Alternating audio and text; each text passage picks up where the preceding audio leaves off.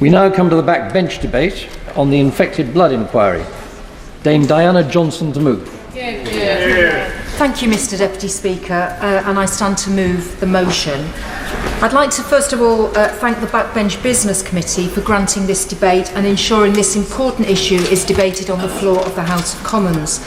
Over the years, they have been incredibly generous in allocating time to backbenchers in our attempt to hold ministers and government to account on the infected blood scandal. I'd also like to thank the Father of the House, the member for Worthing West, for working with me to secure this debate, and with whom I am proud to co-chair the all-party group on haemophilia and contaminated blood. And I'd like to thank all the honourable and right honourable members who are here today and have fought so hard for their constituents who've been infected and affected. I know many other MPs are not able to attend the debate today, but support our work. In opening, I just wanted to say a few words about 3 individuals amongst the thousands who've been affected by this scandal, to remind the House of the people at the heart of this debate. First of all, my constituent, Glenn Wilkinson, who in 2010 came to see me at my last surgery before the general election. And he told me how he'd been infected by dirty blood given to him by the NHS. And along with thousands of others, he wanted to know how that was allowed to happen, and he wanted a public inquiry. I promised to try and help him if I was still an MP after that general election. It was a very close-run thing, and I ended up with just a majority of 641, so I was very fortunate to be returned. But I then joined the APPG, and I've been very proud to work with Glenn since then to fight for truth and justice, not just for him, but for all those who've been infected and affected. Yeah. And of course we did secure that public inquiry in 2017. Glenn is still campaigning for justice despite his health problems, but I know that as the years have dragged on and the need to keep fighting has exerted enormous pressure on him and his wife Alison and his wonderful family.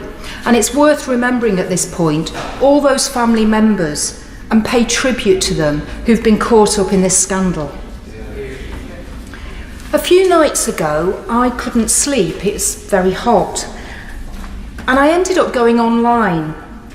And I read the witness statement to the public inquiry of Nick Sainsbury, who I'd met through Glenn and who lived in East Yorkshire. Nick attended the Lord Mayor Treloar College as a child and was one of dozens of children at the school infected with HIV and hepatitis through infected blood products. And we know that 72 of those pupils later died. After school, Nick worked as a civil servant and then at the land registry, which he said was his dream job until his mid-30s, when he became ill from multiple viral infections. He had to give up his job and he said, "It was just too much. I was going to work bent double on crutches." And I just wanted to quote what he said about being HIV positive in his statement to the inquiry.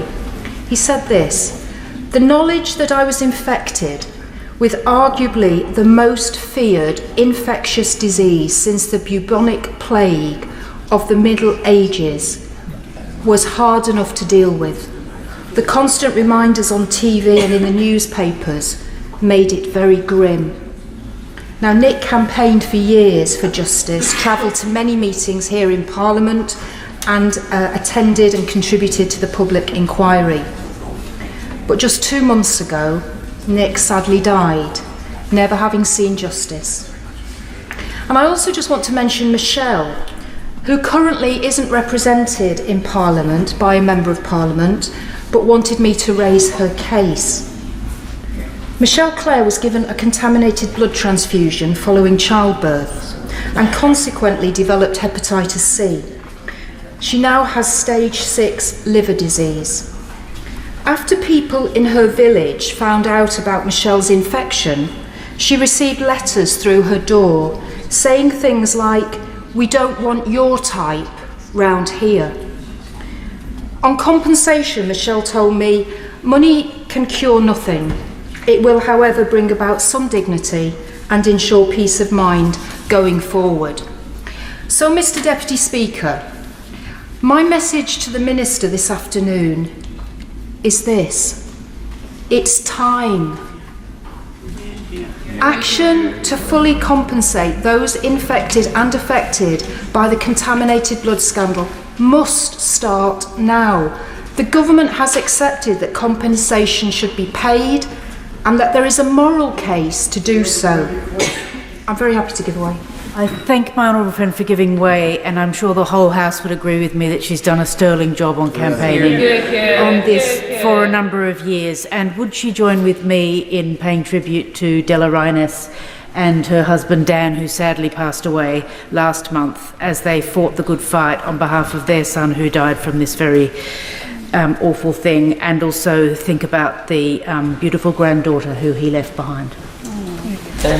I'm very grateful, and I think it's worth, and I tried to do that when I started off. This is about people. It's about mums and dads and sons and daughters and aunts and uncles. It's about people, and I think we have to remember that. It's about those individuals and their families. I'm happy to give way if the right honourable gentleman wants to intervene. I am very grateful to my right honourable friend, first for securing this debate today, but secondly for the determined way in which he has pursued this issue over so many years. And she's quite right, it's about people. I've been contacted by a number of constituents, one of them Robert Cardwell, and what he says is that the people who are experiencing this problem are investing a great deal of hope into this debate today. So will she agree with me that a lot of progress has been made, but if we're going to redeem the need to honour those who have been victims of this, it needs to go that little bit further now so that a proper compensation scheme reaches them all. Absolutely, I couldn't agree more than with what the comments of my right honourable friend are. Progress has been made, and the interim payments last year were very welcome, absolutely. But we need to do more. And as I was saying, victims and their families have just waited far too long. The 30,000 people who contracted hepatitis C after being given dirty blood by the NHS have waited too long. The parents of the 380 children infected with HIV have waited too long.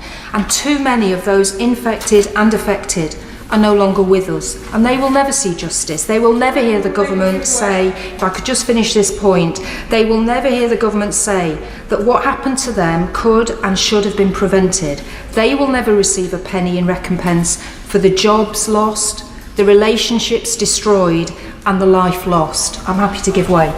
Most grateful to her, and she is truly to be congratulated on behalf of all those people who have complained for so long, including Judith Thomas and Ruth Jenkins, the wife and sister of Christopher Thomas from Penllyn, who died from the effects of contaminated blood in 1990.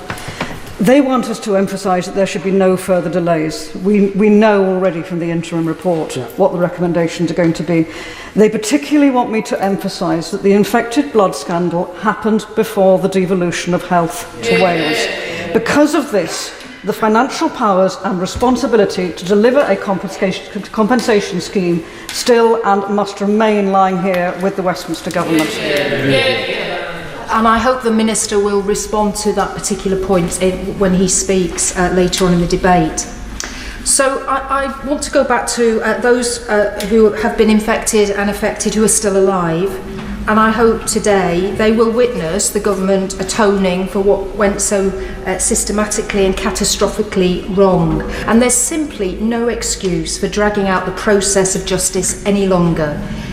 And it's not as if this scandal has just been discovered, with those in power only hearing about it recently. It's 5 years since the infected blood inquiry was launched, and 3 years since the then Paymaster General, the Right Honourable Member for Portsmouth North, wrote to the Chancellor to say, and I quote, "I believe it to be inevitable that the government will need to pay substantial compensation, and I believe we should begin preparing for this now. Since then, we've had 3 Prime Ministers, 4 Chancellors and 5 Paymaster Generals. And today, I want to ask the Minister, what is the result of all their combined efforts to prepare for compensation to be paid? I'm very happy to give way. Way and for all the work she's done and for securing this debate. So I'm sure she understands the frustration of my constituent who was a young teenager, nearly 40 years ago, was infected and has HIV. He just wants justice now.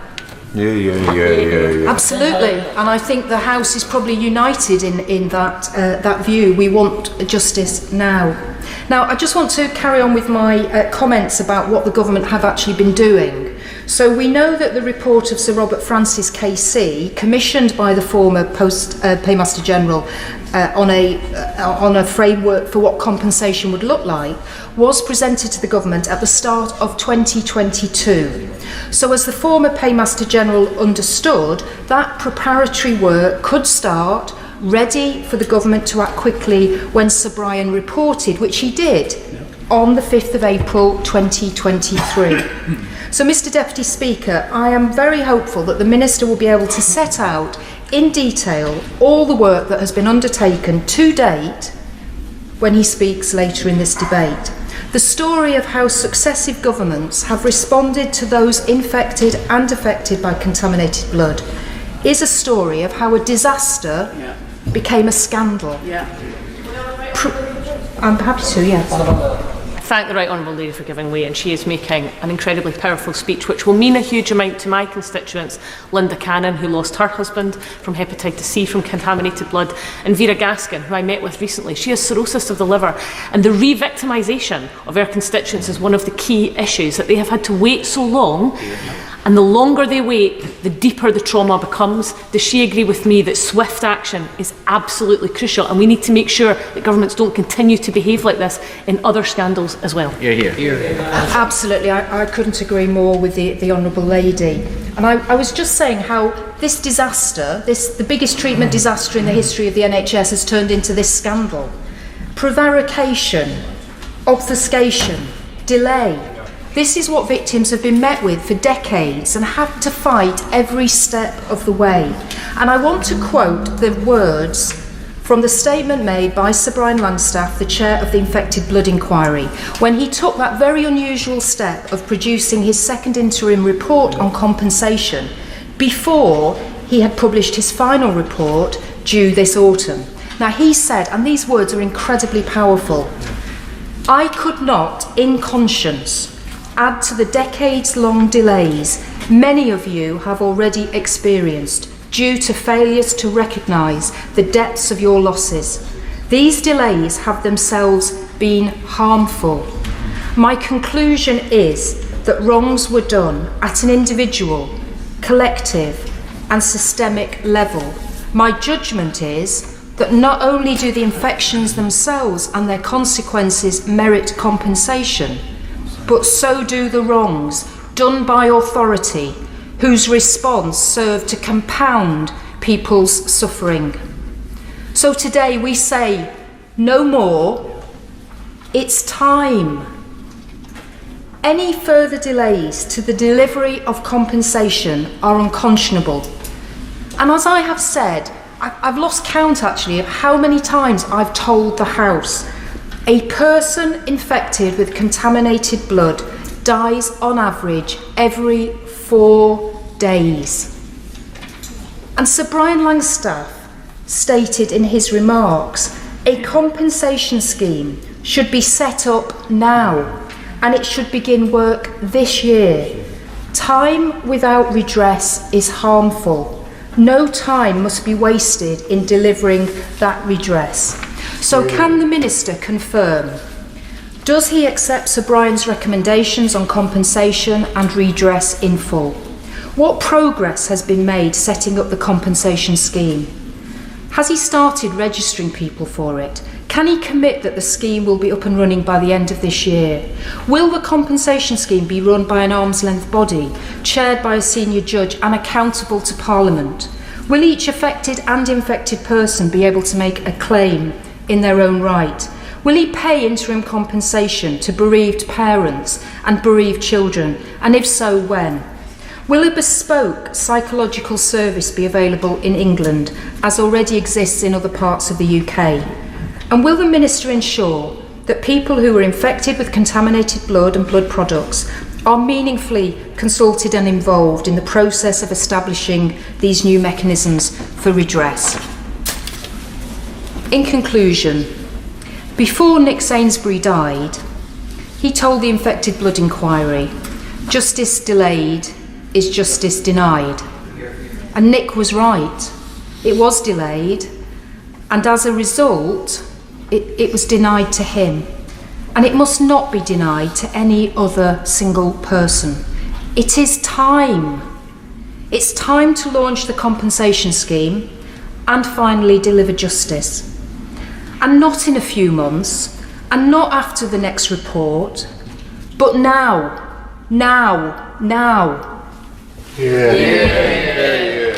Order. I'm going to call the order. I'm going to call the Father of the House, and after that I'm going to place a 6-minute limit on speeches, formally, because we have a lot of members, as you can see, who want to participate. Sir Peter Baldwin. Deputy Speaker, it's difficult to follow that, and I won't try to match it. What I will say is I think it's helpful, as the Minister might tell us, to think of what we can do in the future, the situation we're in now, and what has happened. I commend to those who haven't read it Richard Titmuss's book, The Gift Relationship, From Human Blood to Social Policy, published in 1970, where he made clear that it was better that people gave their blood rather than selling it. And it was the collection of blood in other countries which was the biggest problem. The second thing to remember, and especially for those who were given factor VIII made from contaminated or infected blood, is that was done with the best purposes of trying to provide a prophylactic to avoid the dramatic treatments that were needed by haemophiliacs, people with haemophilia, when they started bleeding. But that, I don't think, is the point of the inquiry or the point of this debate. I think the point of this debate is to give the Minister the opportunity to update the House in the same way he kindly met the Honourable Member and me recently and followed up with a helpful letter. We also would ask him if before this summer session ends, if it's possible to give further information, perhaps by written statement to the House, or possibly by oral statement, so we can again go following up. Between now and the autumn, when I believe that a payment scheme ought to be possible, we want to make sure that the government is getting the most effective cooperative encouragement and pressure. It's both. I speak as someone whose mother had major blood transfusions in the peak period, and so, as on record, did my wife. My mother was the first person in our family to have an HIV test. She was clear. I get an HIV test 4 times a year when I give blood. The contamination issue is dealt with now. The question facing Sir Brian for the remainder of his report is how we got to where we are. But this debate is mainly about the compensation and the system being brought forward. The Minister will be able to explain to us how coordinating with the other governments in the United Kingdom and the Permanent Secretary of Health in Northern Ireland is coming together. I think it's accepted it's going to be a national scheme which is going to be needed. The question I would put to the Minister is, are we sure that gathering up the names of those who are affected or infected is being done now? It shouldn't start in the autumn when a scheme is agreed. I also believe that those who believe that the details of the scheme are not clear, that the Minister should make plain how the government intends to fulfil the recommendations by Sir Brian Langstaff in his second interim report, based on the Sir Robert Francis study, which was specially commissioned. I think those will be helpful. One of our closest friends was HIV positive, having received infected blood, at a time when people thought you shouldn't actually associate with those who had AIDS or HIV. We didn't believe that, and we did spend our time socialising as best we could. We also understood the devastating impact on families. I have some constituents who are survivors. I had some constituents who didn't survive. But I knew from all of them what it's like not to be able to get insurance, what it's not to be able to save into a pension, what it's like not to be able to continue with your job, what it's like not to know whether you've co-infected your partner, what it's like to have to go off for treatment and explain to every person in every hospital or clinic that no, you're not an alcoholic, you haven't got that illness. Thank the honourable gentleman for giving way, and that chimes with me so profoundly, because when I sat down with my constituent Vera Gaskin, she talked about exactly those things, Mr Deputy Speaker. Not being able to get insurance to go on holiday, so not being able to leave our beautiful country of Scotland, but also being repeatedly asked whether she was an alcoholic when she does not take a drop of alcohol. Does he agree with me that these are things that these people have lived with for a lifetime, or since they've had those transfusions? And will he also pay tribute to the many people that are here watching today in the gallery? Well, I'm grateful for that, but the difficulty with the place I've chosen is I can't see the gallery. but I will, of course. And it's those of us who spent a lot of time with the people who've been the campaigners, the real campaigners. We're their mouthpieces. We have the microphone, but they're the ones who Sir Brian rightly listened to at the beginning of his inquiry, and that successive ministers have listened to. I want to give them credit for that.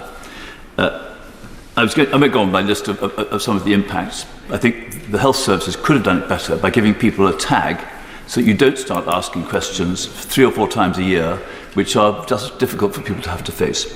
I won't take up more time. I want to say that I'm not going to use my own names. I associate myself with what the Right Honourable Lady said about Glenn and Nick and Michelle. It's for them that we rely on the Minister, his advisors and the small ministerial group to make the impact in putting right the things which can be put right, and to acknowledge mistakes when they can't be put right. Thank you very much, Mr Deputy Speaker. I would like to associate myself with the comments of the member for Kingston upon Hull North, that it's important to keep the victims and their families at the heart of this debate. And we should all take a moment to remember and pay our respects to those who have lost their fight and are no longer with us. It was only due to the persistence of activists that the scale of the disaster and the cover-up began to be revealed in 2017. And I want to pay tribute to their determination not to give up, despite some of them being in poor health. And particularly to thank Sean Cavins and Bruce Norval, who have provided me with so much information and support over the years. Their effort meant there was strong cross-party support for a public inquiry before the emergency debate on the 11th of July 2017. In that debate, I explained how, as a young surgeon, the revelations of the early to mid-80s shocked me to my core. That in transfusing a patient, I might have exposed them while trying to save them from trauma or surgery to HIV or hepatitis. It led me to totally change my surgical approach and use every single technique available that could reduce blood loss and minimise the need for transfusion. But that was 40 years ago.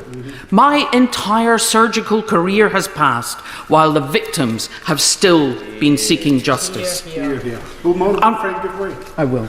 I'm very grateful to my honourable friend give way. She has been working tirelessly on this matter and is right to refer to Bruce Norval and his work too. Bruce Norval has pointed out that up to 100 people a year are dying who've been affected by this scandal and have not been able to access the compensation. It is time to get on with this, isn't it? I would absolutely agree with my honourable friend. But I want to pay tribute to Sir Brian Langstaff and his team for their meticulous, forensic and dogged examination of all the evidence, but also their sensitivity to the witnesses. They have helped reveal the truth about 60 years of disastrous policy decisions and individual decisions, including failure to ensure blood transfusion services were self-sufficient or to switch to safer treatments more quickly. And in particular, the inquiry exposed the systematic attempts to cover up the scandal. I'm not sure whether the Minister attended any of the hearings, but if he hasn't, he should watch the video recordings, and maybe he would get the merest hint of the suffering of those infected by contaminated blood and their families. I attended a couple of sessions in London and Edinburgh, and it was harrowing, even as an observer, let alone for those who had to recount their experiences and relive their pain. Their bravery and determination was humbling. The inquiry staff did an incredible job in providing support to the victims who came to bear witness, while Sir Brian ensured that they and their representatives were involved in steering the inquiry to its conclusion, with the final report due in the autumn. While that report will seek to ensure the lessons from this disaster are learnt, one of the key aims of the inquiry is to achieve just compensation for the victims and their families. Money can't... I will give way. Mr Deputy, I thank the honourable member for giving way. She's making an excellent contribution. I spoke this morning with my constituent Robert Ross, a young life blighted and ruined by this, and the thing that struck me so hard was you feel it's so desperately unfair that this happens to somebody. And in recent times we've seen a mixture of emotions in this place about the way we do things, but one of the undying greats of British politics, Scottish politics, is a sense of fairness. So surely let us hope that a fair and equitable solution will be found that can be seen to be fair for these people. I would totally agree with my honourable friend, and it's quite clear the support right across this chamber. Money can't redress the loss of lives and loved ones, nor the reduction in quality of life caused by illness, stigma, or caring responsibilities. But it can at least ease the hardship and financial worries which many families are facing, particularly at the moment. The Leader of the House, as the then Paymaster General, was the first minister to accept that the responsibility for this disaster lay with the UK government and that financial compensation was inevitable. She commissioned Sir Robert Francis to develop a compensation framework, which he duly delivered last March. The government refused to publish it, saying they would only publish it along with their formal response. But 3 years later, when it was about to be leaked, it was finally published, but with a mere covering letter and no real commitments. Indeed, the government have still not responded. It was only after Sir Brian published the first interim report last July and directed the government to pay interim compensation payments of £100,000 that we finally saw action. These payments were, however, limited to surviving victims and their partners who were registered with support schemes, but provided nothing to those who'd lost parents or children or spent many years as family carers. This issue is particularly important for HIV-affected families, as 3/4 of the victims have already died of AIDS, including many of their partners. Appallingly, they were often not told their HIV status and unwittingly passed the virus on to their loved ones. With 40 years of denial, cover-up and obstruction, there's little trust in the government, and ongoing delays are exacerbating that distrust. Over 560 victims have died since 2017, including 67 partners. So if the government want to rebuild trust, they must now respond to Sir Brian's report from April, which includes all the recommendations regarding compensation, and they need to respond with urgency and action. I hope the Minister has come with more than the blather we've had to listen to in this chamber for over a year, and is ready to make it clear that the government accepts all of Sir Brian's recommendations. On behalf of all victims, whether infected or affected, we need to know when the chair of the independent compensation body will be appointed, and a commitment that victims and their representatives will be included in its development. Victims need to be reassured that the system will not be adversarial, so the process doesn't re-traumatise those who've already suffered so much. We need to hear from the Minister how bereaved parents and children will be registered now, so they can receive interim payments quickly and be included in the final compensation process. I would love to think that this could be the last debate needed to achieve justice for victims of contaminated blood. But sadly, I fear that won't be the case. With an average of 2 victims a week losing their lives since that debate in 2017, the government must surely accept time is of the essence for these people. Enough is enough. Kevin Foster. Thank you, Mr. Deputy Speaker. And in starting, I'd like to congratulate the members for Worthing West and Kingston upon Hull North on securing this debate, which, as a member of the Backbench Business Committee, I was absolutely delighted to agree their application for.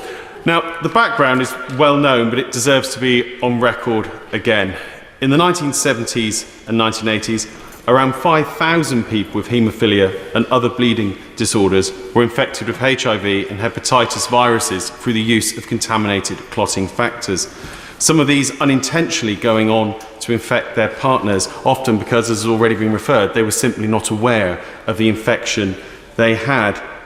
Since those times, more than 3,000 people have died, and of the 1,250 people infected with HIV, less than 250 are still alive today. And it has to remember that these are only alive due to advances in the treatment of that condition, which was simply not available at the time of their original infection. Also, many people who did not have a bleeding disorder were infected with hepatitis C as a result of blood transfusions during that period. And the best estimates we have, of course, estimates, given this wasn't particularly well recorded, are around 27,000 were infected with hepatitis C, of whom around 10% were still alive and seeking justice as of 2019. And it's safe to say justice has not been speedy or quick for those affected by this scandal. Decades have been spent campaigning for justice, and it often now being a son or daughter, as the length of time which has passed means the fight is now being passed on to a new generation. And briefly, yes. I'm here this afternoon on behalf of several constituents, but in particular Mr. Adam Fleming, who's been adversely affected by this issue and understandably feels very passionate about it. Can I make a simple plea to the Minister through my honourable friend? This has gone on for so many years. A compassionate government would surely do everything it can to accelerate the payment of compensation. Does he agree with me and many others that now really enough is enough? Well, I'm only too happy to agree with my right honourable friend, and he, like me, has some my oldest outstanding cases, cases I inherited from my predecessor who've been pursuing them for 18 years before my election, relate to victims of this scandal, and there is now time to bring this matter forward and give them the justice they've waited so long for and so totally deserve. And sadly, as I've already touched on, in many cases it will now be a son or daughter of the next generation, given the time which has elapsed since the original infection and the inevitable passage of time, and of course the conditions concerned turning into fatal outcomes. Now, the establishment of the Effective Blood Inquiry in 2017 gave hope the long wait for justice was finally nearing an end. And whilst it's making progress, it is worth noting that more than 500 people affected by the scandal are estimated to have died since it began, in addition to the thousands we have already lost. Therefore, I've got no problem agreeing with my right honourable friend that there's really now no time to waste in delivering compensation to surviving victims and others affected. Now, on the 5th of April, the Infected Blood Inquiry published its report on compensation and redress. The key recommendation, of course, is that a compensation scheme should be set up now and begin work this year. The inquiry chair has said the scheme need not wait the final report to begin work, since this second interim report fully covers the inquiry's recommendations on financial redress, and it makes in its recommendations that include things like each affected and infected person should be able to make a claim in their own right, and of course, again, given the passage of time, people should be able to make claims on behalf of the estates of people who have died.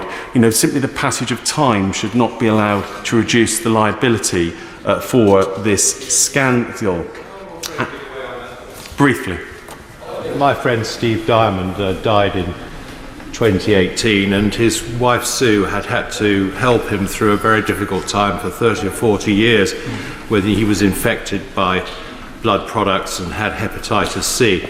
And I just feel it's time that she had her compensation. I couldn't agree more.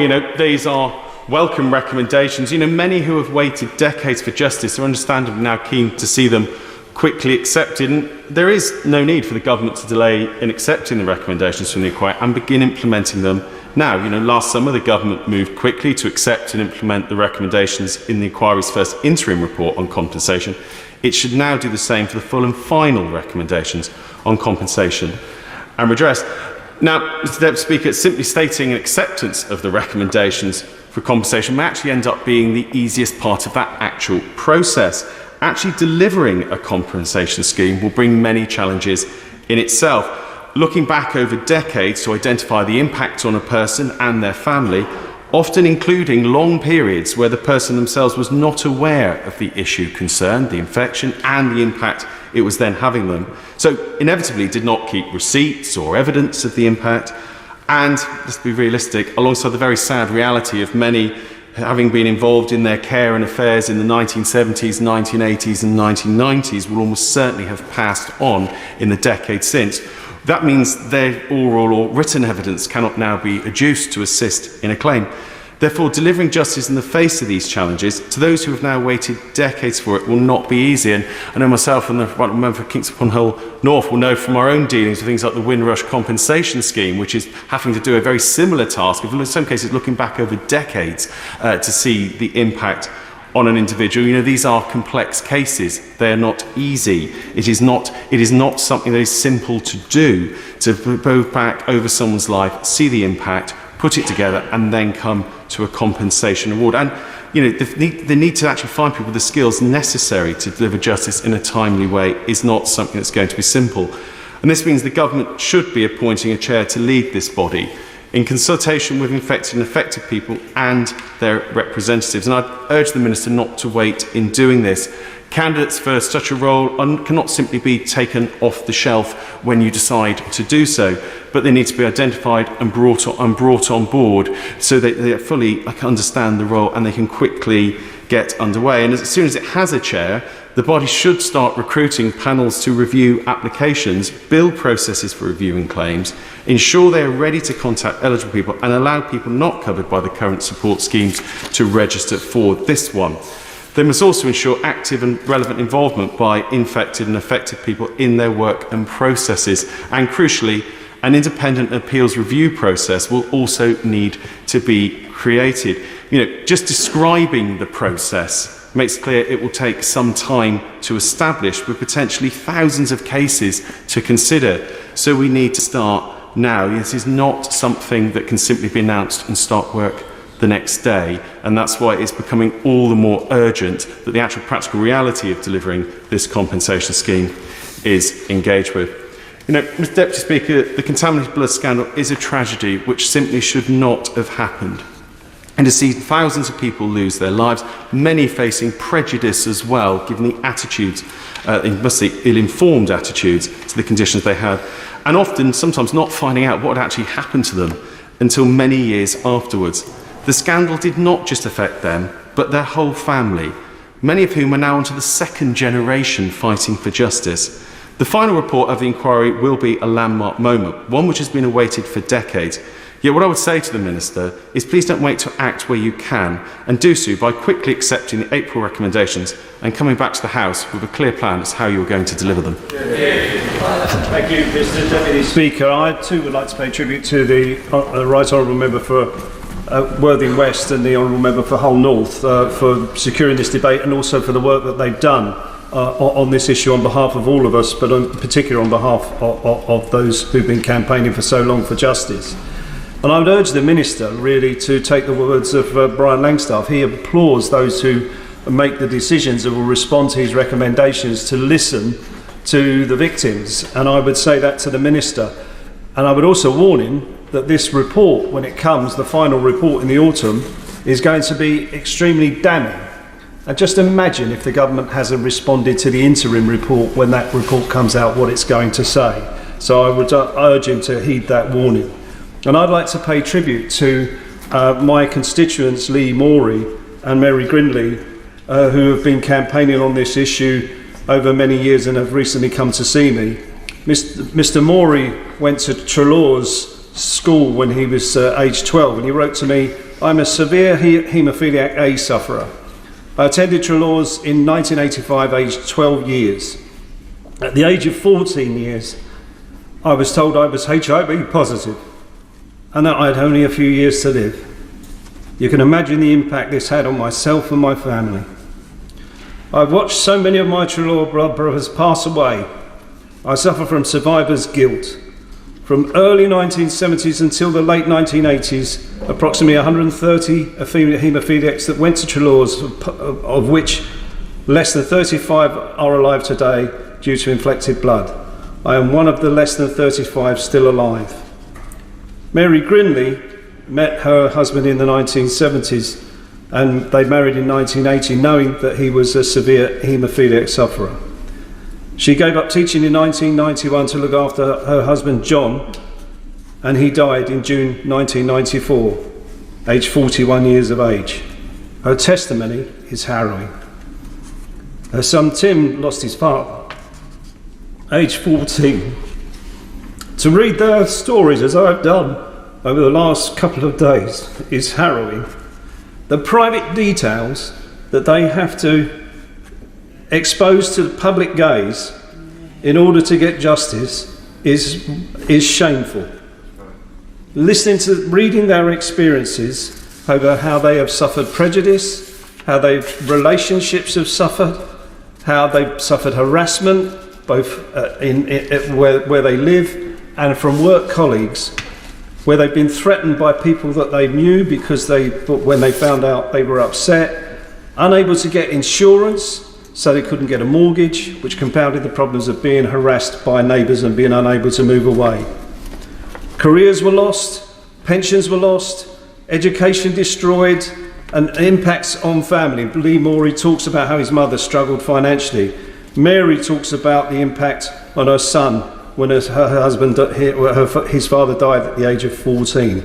And they both talk about the psychological impacts. And one of the appeals from Brian Langstaff is that the government provides psychological support in England as it is provided in the rest of the UK. My constituents have some requests of the government, which I echo what has been asked by other honourable members, but I would just like to reiterate the government's intransigent in setting up the compensation scheme and their lack of transparency.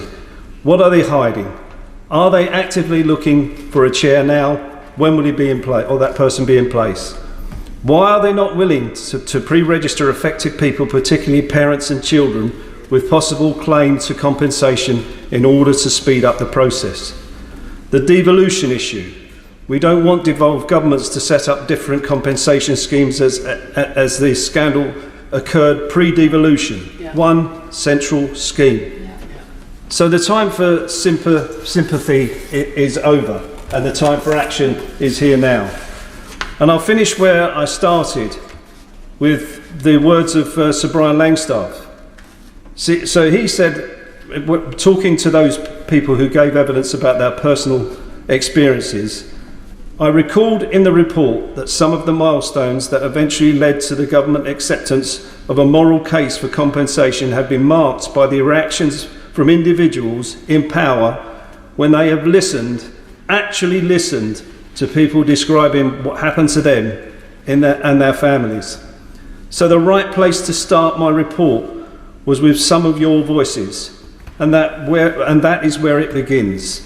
I urge those responsible for considering my recommendations to start there, listening to you and appreciating the depths of what you have experienced, so that they, like me, can understand why compensation is overdue.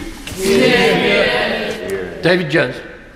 Thank you, Mr Deputy Speaker, and may I also congratulate the Right Honourable Members for Kingston upon Hull North and Worthing West for securing this important debate.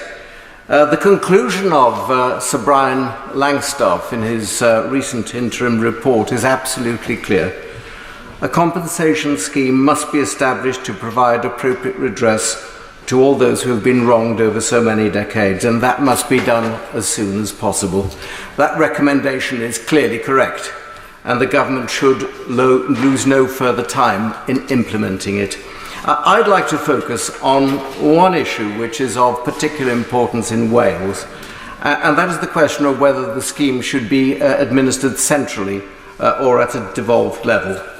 Mr. Deputy Speaker, the report has been welcomed by the charity Haemophilia Wales, which supports over 500 of those who have been infected and affected across Wales. And the charity has expressed concern that the government intends to consult with devolved administrations on the issue of whether the scheme should be administered centrally or locally. The position of Haemophilia Wales is absolutely clear. It believes that a UK-wide compensation scheme should be created so as to avoid potential inequities in financial support and the danger, frankly, of political point scoring. And that stance reflects Sir Brian's own view. In his report, he observes that the scheme he's recommending lends itself to administration from one place within the UK rather than being localised. And he goes on to say the latter is more likely to give rise to disparities of approach. It's important to remember that in Wales, devolution wasn't established until 1999, very many years after patients were infected with HIV and hepatitis C. Many of those patients had their care delivered by hospitals in England. Take, for example, my constituent, Mrs. Rosemary Richards, who was born in 1953 and in the late 1970s decided to be tested to establish if she was a haemophilia carrier before making a decision on whether or not to have children. She was diagnosed as a carrier and she was referred to the Royal Liverpool Hospital's Haematology Unit in 1980 for testing and counselling. She had two sons who were born with haemophilia in 1983 and 1985. The official regional centre for the whole of North Wales was the Royal Liverpool Hospital. It paid for and provided the blood products for haemophiliacs, and both of her sons were under the care of Alderhay Children's Hospital in Liverpool from 1983 and throughout their childhood attended reviews at Alderhay. All their Factor VIII treatment was funded from Liverpool. Patients resident in North Wales, therefore, had their treatments funded from and delivered by hospitals in England, and there will be very many victims resident in Wales with a similar history. Indeed, it's worth pointing out that children from North Wales with bleeding disorders such as haemophilia are still, many years after devolution, receiving their treatment at Alderhay. Haemophilia Wales also make the important point that contaminated blood victims were infected prior to devolution. Many live in Wales but were infected in England and therefore in any event do not come under a Welsh scheme, and others were infected in Wales but now live in England. This pattern doesn't fit neatly into a devolved landscape. Now, the Cabinet Office has suggested in correspondence that it's the preference of victims that the scheme should be delivered locally. That is certainly not the view of Haemophilia Wales. They consider that a UK-wide scheme is entirely preferable. And the question, of course, arises, what is local? In Wales, ex gratia payments to the infected are made via the Wales Infected Blood Support Scheme at Velindre Hospital in Cardiff. That scheme is administered by the Welsh Government. But it can't be said that that scheme is being delivered locally unless the patient in question happens to live in Cardiff. It's certainly not local for victims in my constituency for whom Cardiff is over 4 hours away. In fact, in terms of journey time, London is considerably closer, it's considerably more local. Mr. Deputy Speaker, time is passing and action is called for. Giving consideration to a devolved structure for the scheme is simply protracting matters unnecessarily and is contrary to the wishes of victims and their families. What the government should do now is to ensure that the scheme is set up and implemented without any further unnecessary delay. And I would therefore urge my right honourable friend to heed the recommendations of Sir Brian Langstaff and the views of Haemophilia Wales and proceed to establish a UK-wide scheme as quickly as possible. Davies Jones. Thank you, Mr Deputy Speaker. It is a privilege to be called today to speak in this very important debate, and it is a privilege to follow the right honourable gentleman, who I agree wholeheartedly with regarding his points around devolution, the settlement and the no need for the consultation to delay matters. There should be one central system from the UK Government. I would like to thank the Backbench Business Committee, my friend, the Right Honourable Lady for Kingston upon Hull North, the father of the House, and their important all-party group for securing today's debate and their tireless work on this campaign. As other colleagues have already done, I would like to pay a heartfelt tribute to the victims, their brave families, and all of those affected by this horrific scandal, some of whom are in the gallery today. Campaign organisations such as Hepatitis C Trust, the Hemophilia Society, Factor 8 and particularly Haemophilia Wales have all campaigned tirelessly for years. I must also put on record my gratitude for the work of the Infected Blood Inquiry itself. I know the whole House will agree that the inquiry's meticulous work, led by the well-regarded Sir Brian Langstaff, is to be commended.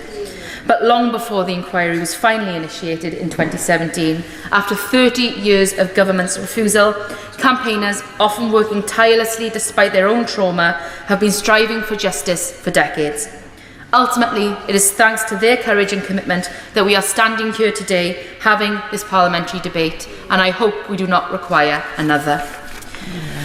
And rightly so, because the infected blood scandal is a shameful stain on our nation's history.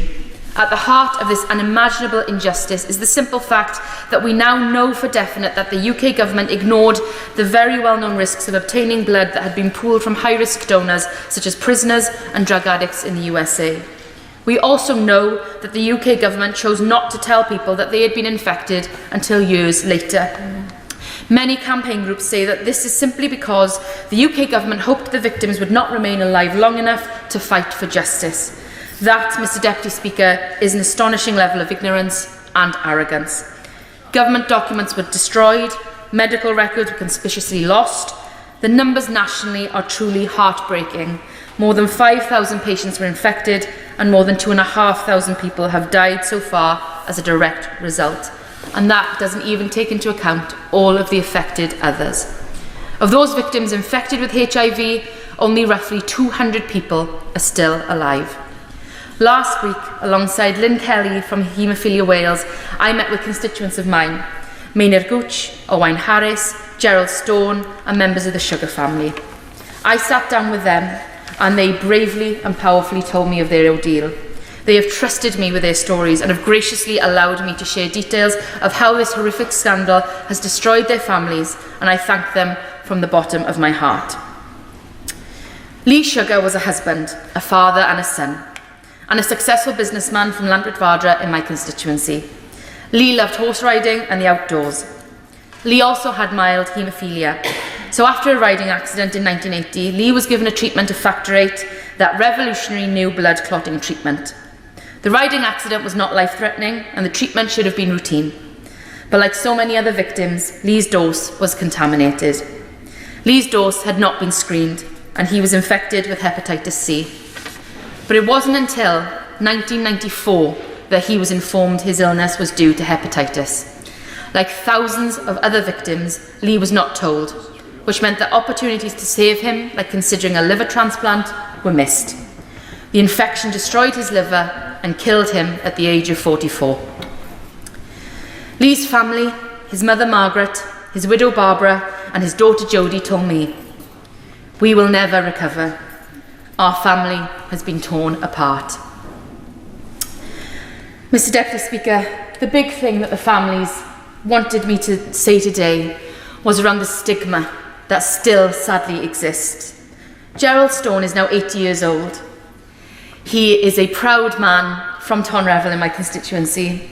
I have gone back and watched his evidence that he gave to the inquiry, his brave and powerful evidence, and up until that point, no one knew that Gerald was infected. After he gave evidence just a few years ago, BBC Wales got in touch and wanted to cover his story. This was the first time Gerald had gone public with his story. And even then, following his story and that interview, he had neighbours who he had lived with his entire life on his street go to the police and ask them if it was safe that he was living on the street. That stigma still sadly exists and goes with these victims and their families even now. Mr Deputy Speaker, the chair of the inquiry, Sir Brian Langstaff, says that time without redress is harmful. This ongoing suffering is prolonging the torment and mental anguish for families. I call on the government to urgently publish its timetable for compensation framework before the inquiry's final report this autumn. Fundamentally, I am calling on the government to do the right thing. Of course, no amount of financial compensation will remedy this horrific scandal, but for those still living with its consequences and their families and their loved ones, they deserve justice. They fundamentally deserve a full, comprehensive settlement at last, after decades of fighting for their loved ones. Thank you. Thank you, Mr Deputy Speaker. It's a huge pleasure to speak today in this incredibly important debate, and I'd like to congratulate the Father of the House and the Right Honourable Member for Kingston upon Hull for securing the debate. It's very moving to listen to the speeches of Right Honourable friends and members, and I want to begin by echoing the tributes that have been made to the brave victims and their families who've been battling and working through personal ill health, through grief, through trauma, and yet campaigned tirelessly for justice. And I'm very pleased that the government has acknowledged the moral case that victims of blood contamination should receive compensation, and the interim compensation payments of £1,000 have now finally been made, up to £1,000, of course, have now finally been made to some of those who've been infected or to their bereaved partners.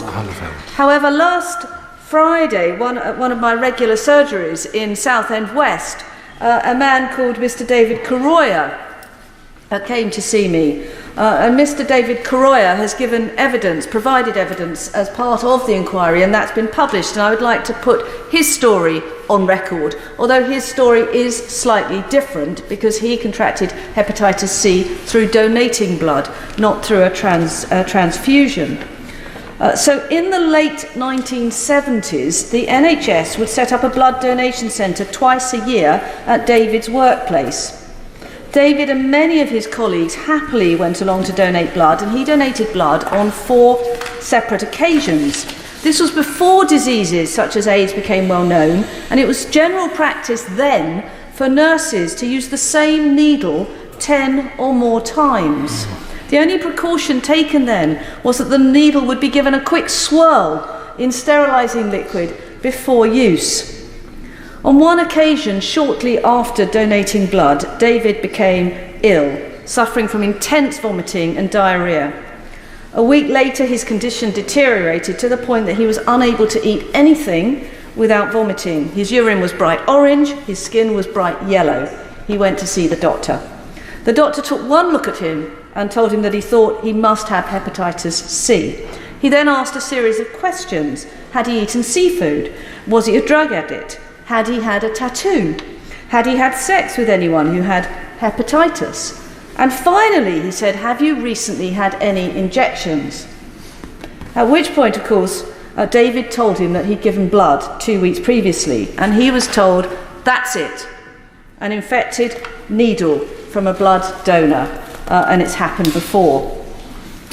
After David caught the infection, he was horrendously ill for 2 years. He was run down in a constant state of worry. He lost a significant amount of weight.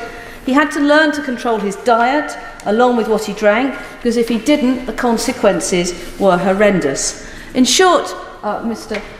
Deputy Speaker, David has told me that his life has never been the same again. Quite rightly, having contracted hepatitis C through no fault of his own whatsoever, David believes that he is owed compensation by the government. But more than 40 years later, he's still not been offered any financial assistance whatsoever. As matters stand at the moment, David believes that he may not be included in the compensation scheme being proposed through the infected blood inquiry because he contracted the hepatitis donating blood rather than receiving blood. Mr. Deputy Speaker, that cannot possibly be right. Here. So could the Minister agree to meet with me and my constituent David to discuss his circumstances? And would he assure me that the inquiry is looking into claims from people in circumstances such as David's?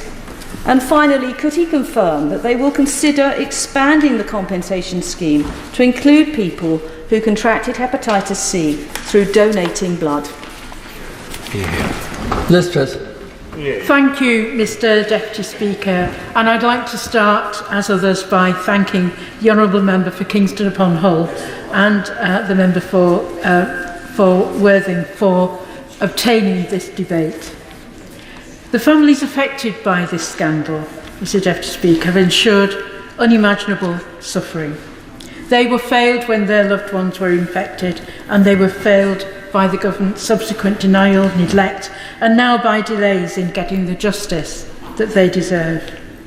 Whilst the inquiry has been a source of healing and community for some of these families, it's often required them to relive their most traumatic memories, for which they are yet to receive proper closure or justice. And before I begin, I want to pay tribute to them and thank them for their strength in sharing their stories. Of course, this strength should never have been required of them, but I am truly humbled by it. And I was humbled again recently when I spoke to a constituent of mine, Diane, who shared with me her experiences of living with and losing her brother, Graham Fox, and who asked me to take part in this debate today. Graham had severe haemophilia and was treated with factor VIII as a child and became infected with HIV and hepatitis C. Diane told me that as a child and as a young man, Graham never let his condition get in his way. He was a keen cyclist and kept himself very fit. But to be told as a late teenager that he'd been infected with these diseases was absolutely devastating for him. And it affected the whole family. Not only the knowledge that they could lose Graham, but also the fear, ignorance, and lack of information they were given at the time about his condition. Now, Graham died peacefully in a hospice aged just 26 on the 23rd of April 1996. By this time, he and the family were well aware that he'd been given contaminated blood products. Before he died, Diane tells me, he said, "Don't forget." And talking to Diane, it was clear the immense betrayal that the family had felt as the result of this scandal. She told me, there is a basic level of trust that we have in our lives, in our society, and that was breached. Like Graham and his sister, many people affected by haemophilia grew up around hospitals and got to know healthcare professionals as though they were family. The betrayal they feel is deeply personal, and the inquiry, while also deeply necessary, tortures old scars for many of them. The victims of this scandal are not only the people who have died or suffered immeasurably as a result of being infected. Those that had cared for and loved these people, and in many cases have lost them, they have also suffered great trauma beyond imagination. Graham lived with his sister and her young children in the last years of his life. The deep emotional and physical impacts of his loss have been felt through 3 generations of their family. His sister says, "Our life shouldn't have been like this. They were dictated to by people who didn't know us. Sorry doesn't cut it. Compensation is the only way that the government will think twice about doing something like this again. I'm frightened that the inquiry will end and it will all disappear. We need that recognition for what has happened." Now, there's been widespread acceptance across government of the wrongs that have been done and the need for compensation. But as the second interim report outlines, the families that deserve this compensation do not yet know the nature of the body who will determine it, how that body will assess and deal with their claims, nor the boundaries of eligibility. This delay, on top of years of denial and no accountability, places yet further toll on victims, more than 500 of whom are estimated to have died since the inquiry began. Sir Brian Langstaff has recommended that a compensation scheme must start now. If the government do not meet this recommendation, they are accepting that more victims will not live to see justice, not only those infected, but their bereaved relatives and carers. While some parents and children will be entitled to an interim payment, it's become apparent that this will only apply to those who lost their loved ones in an arbitrary 3-month period between July and October 2022. Does the government believe that the suffering of families like Graham's, who lost their life so early, is not worthy of recognition? Now, Graham's sister Diane went into care work to give back to hospice staff who looked after Graham in the final days of his life. From great tragedy, she has worked to make something good. Today she mentions Graham and his name as often as she can, but she's endured years of suffering with little support for her and her children other than from an AIDS charity. The government must let people know how they can get compensation. And to Diane, we will follow Graham's request. Don't forget. Across this house, we will not forget. There'll be more. Thank you, Mr. Speaker, and it's a pleasure to follow the honourable member from Blaydon. And my thoughts, and indeed I'm sure the whole House, are with the family for Graham, who sadly passed away. Indeed, we've heard some incredibly moving stories from all members, and it doesn't make this an easy debate whatsoever. And can I put on record my thanks to the member for Kingston upon Hull North and the father of the House for securing this important debate. When I got first elected in 2019, one of the very first constituency meetings I had was with Clive Smith, who is the chair of the Haemophilia Society. And you never forget those first meetings that you have, and it was very much just before the period of the pandemic, and he explained to me, kindly explained to me, all of the complexities that are associated with the infected blood inquiry, and I gave him my reassurance that I would do all that I could in the role that I have as being his constituency MP to raise this case. And again, I'm pleased to take part in this debate. But also I think it's important for me to put my weight on the government to ensure that they are listening not only to myself but all members in this House, because one of the most valuable assets that all of us sat here in this chamber have is our own health and our own time. And unfortunately, for all of those that have been impacted throughout this terrible circumstances going back to the 1970s and the 1980s, is having both of those most valuable assets impacted and removed from them one way or another. Their health and the time that has been taken away from them.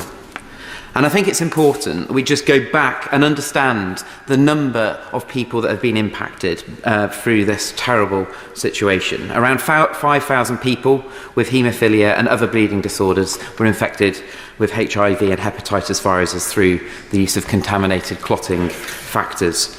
Some of those unintentionally affected their partners because they were unaware of their own infection. How does that make them feel? Incredibly difficult, incredibly difficult. And since then, more than 3,000 people have died, and of the 1,250 people infected with HIV, less than 250 people are still alive today. Also, many who did not have a bleeding disorder were infected with hepatitis C as a result of blood transfusions during that period.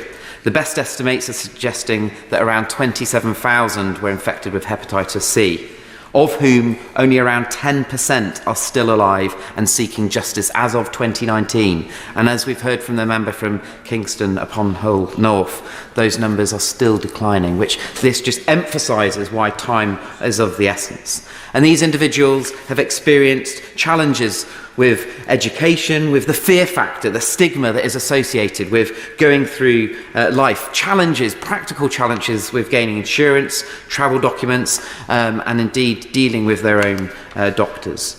Now, the infected blood inquiry into contaminated blood scandal was set up following the member for Maidenhead giving the go-ahead in 2017, and clearly stated at the time that this was an appalling tragedy which should never happen again. Now, I welcome the report, both the primary report and the second interim report that came out, and I do hope that the government accept the recommendations in full. And I just want to emphasise some of those key recommendations. Each affected and infected person should be able to make their claim within their own right, and people should be able to make claims on behalf of the estates of people who have died. And it is vitally important that awards should be given for an injury impact award, a social impact award, an autonomy impact award, a care award and a financial loss award. Because the challenges that these individuals have been through have been impacted throughout their whole life on all different factors. And it's right and proper and fair and should be just that the government listens to this call. The failures of the failures of response and the lack of response by the government should also be recognised as part of this award. Because, rather frustratingly, what is getting reported to me is that even though the report has been issued, and I put on record my thanks to Sir Brian and to Sir Robert for their work on this, that clarity is still not coming out from the government with the robustness that it needs. A better level of communication is required by the government. And it is also, in my view, absolutely on the government for them to meet key stakeholders that have been involved in this on a regular basis. Because, as I state, the two most valuable assets that all of us have in this room is health and time. Time is of the essence, and I am calling on the government to do and act with the most quickest of speed, because one person is dying from these challenges every 4 days, and that is not fair. Pete Wishart. Thank you so much, Mr. Deputy Speaker. We usually say in this House, in Backbench Business Thursdays, it's a pleasure to speak in this debate. I don't find it a great pleasure to be speaking in this debate once again around the issues of contaminated blood. In my 22 years in this House, no issue has consumed or frustrated the time of my office, the hours that have been put forward in trying to support and represent constituents and the efforts we made to try and ensure that they get justice. This is a modern day tragedy and a health scandal without precedent. It now needs to be urgently resolved and justice delivered to the families and victims of this crisis. We've now had the two interim reports. We're getting the full report in the autumn, and we're all looking forward to seeing it, and hopefully that will more or less conclude this process and settling and getting the payments up and established. But things could and should be done now. We know that the compensation scheme could be set up without any further delay, and there is no good reason whatsoever why it can't begin its work this year. The interim report fully covers the inquiry's recommendation on financial redress. The scheme does not need to wait for any more outcomes from the final report. What this process needs, Mr. Deputy Speaker, is leadership. It doesn't need any more prevarication. It doesn't need anybody to tell us that progress has been made. It needs progress and it needs conclusion. The publication of the second interim report served a clear purpose: to prevent or at least minimise any potential delays in establishing a compensation scheme that would bring financial justice to the victims who have been denied it for decades. Now, we've heard that the government has started to make some of the compensation payments, but these payments are only covering a third of the families of those infected with HIV. It is shocking that the scheme is only available to those directly impacted and affected and their widows or widowers, not the families, excluding thousands of victims, including those who have lost parents and children. And while this prevarication goes on, people are dying. They are dying weekly. 9 more have died in Scotland since the closing oral submission on behalf of the Scottish infected and affected core participants. That now takes the total number of those died in Scotland since the inquiry was established to 113 since the inquiry was established. Given the lack of a clear government response to the second interim report, Haemophilia Scotland, who is chaired by my constituent Dora, who has done outstanding work on this issue over the course of this year, has sent a formal legal request via their solicitors requesting further Rule 9 written statements from ministers seeking to explain this delay. Now, the minister will know Rule 9 of the Inquiry Rules 2006 entitles the inquiry to send a further request for evidence which will usually direct the recipient to the issues that need to be further covered. It's not a requirement to reveal, as you'll know this, that anybody has received a Rule 9 request, but I'm asking him, has he received such a request? Will he tell the House whether he has? Will he vote to give further evidence? And has any of his colleagues received a Rule 9 request to come back and to revisit the inquiry? But it's all a bit desperate that campaigners are having to resort to such legal tactics in order to try and get the government to do something. Just do it. It shouldn't have to be done through such a means. We're also at some point going to have to establish what went so badly wrong at the early point of this inquiry. I've been in this House since 2001. I remember going to the debates, speaking to the ministers, having the early emotions, to be told a pile of rubbish about what was happening, constantly fobbed off, being told that no wrongful practices were employed all the time by government ministers.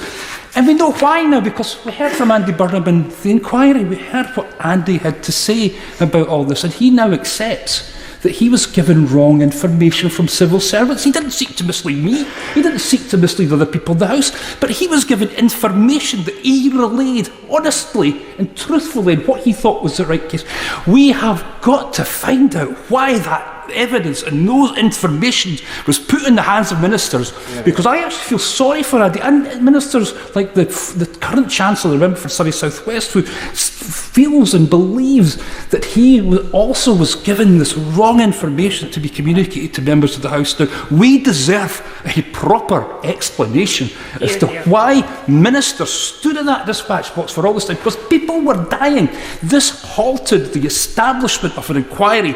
If that had been put in place at that proper time, we might have had justice at this point. But what has to end, and it's still ongoing, is this lack of transparency, this failure to deal properly and appropriately with the survivors, with the victims, with the campaigning organisation. It is still a feature, unfortunately, of how we go forward. That now has to end. Make the payments, include all the families in all this, end this culture of secrecy, and make sure this is as transparent as possible. And please, please bring justice to the victims. Hear, hear.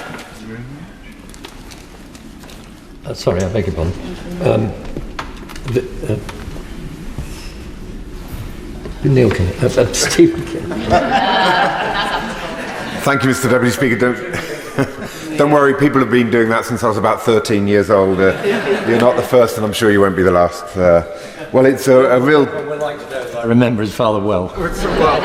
And so do I, sir, every single day. It's a real pleasure to follow the member for Perth and North Perthshire, and I want to also congratulate my honourable friend, the member for Kingston upon Hull North, and the father of the House for securing this vitally important debate.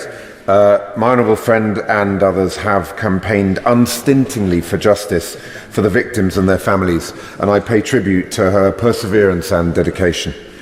Mr. Deputy Speaker, my constituent David Farrugia first told me in 2015 of the absolutely appalling manner in which he and his family had been treated throughout this entire sorry affair. David and his siblings are part of the so-called fatherless generation. Their father was infected with the hepatitis virus in 1977 and with HIV in the mid-80s. He died in 1986 at the age of 37, and a week later David went into care, where he remained until he was 17.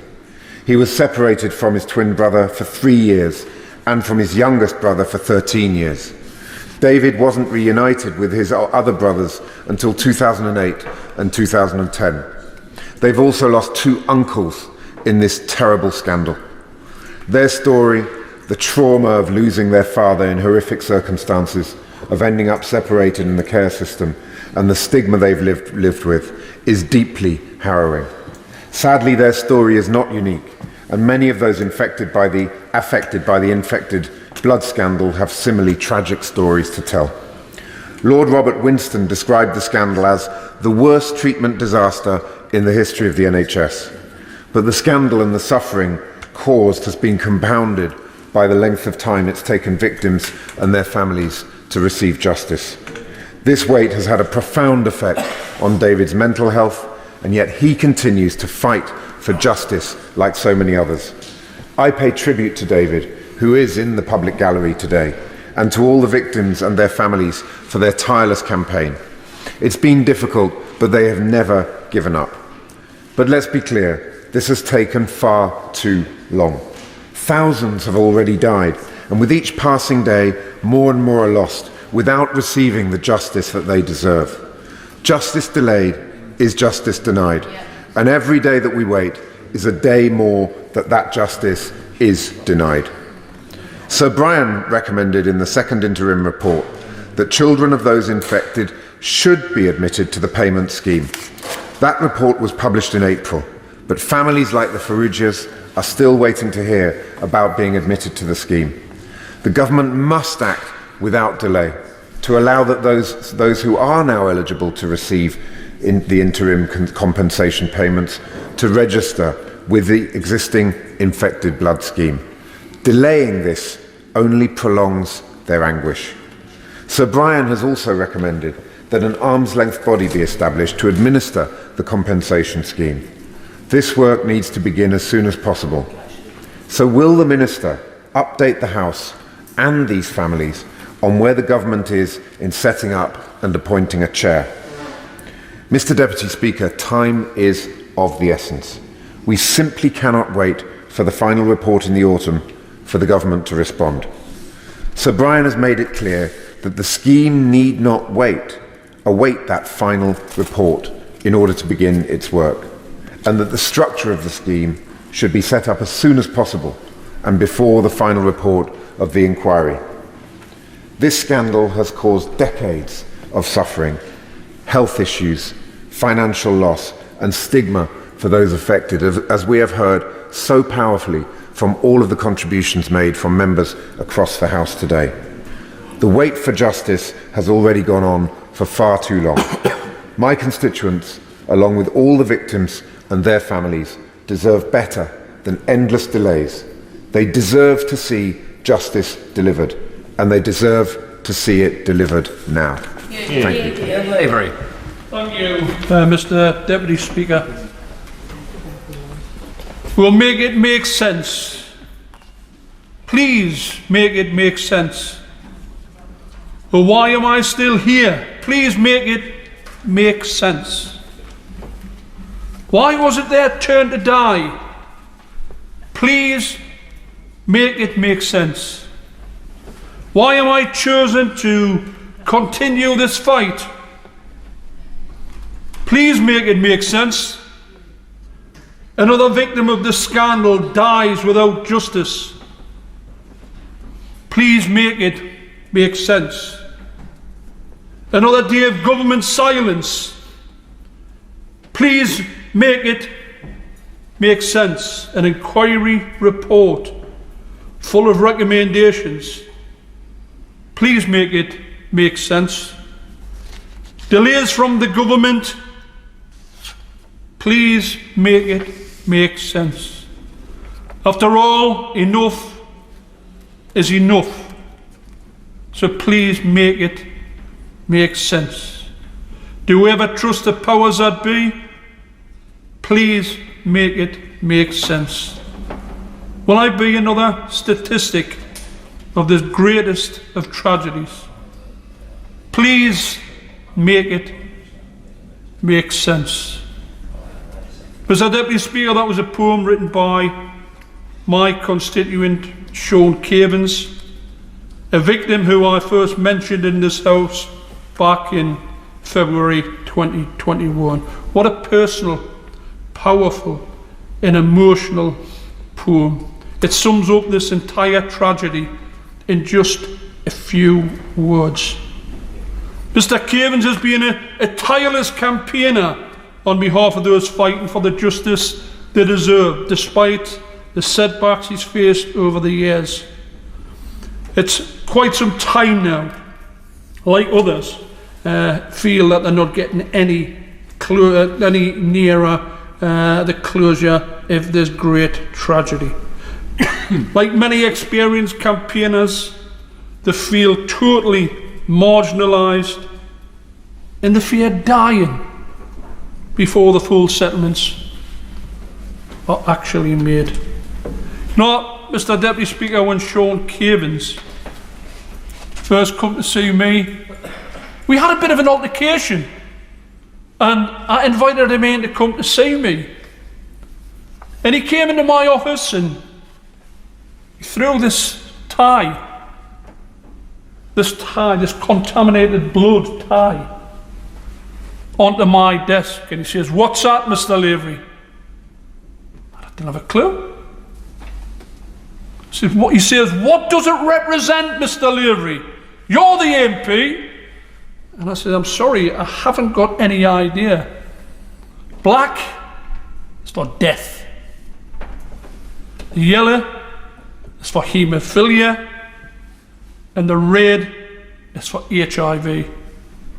And I promise you, Mr. Deputy Speaker, I was taken back by what happened with the conversation following that. Mr. Cavins went on to explain to me exactly what the situation was with regards to the contaminated blood issue. And to be honest, I was a bit ashamed.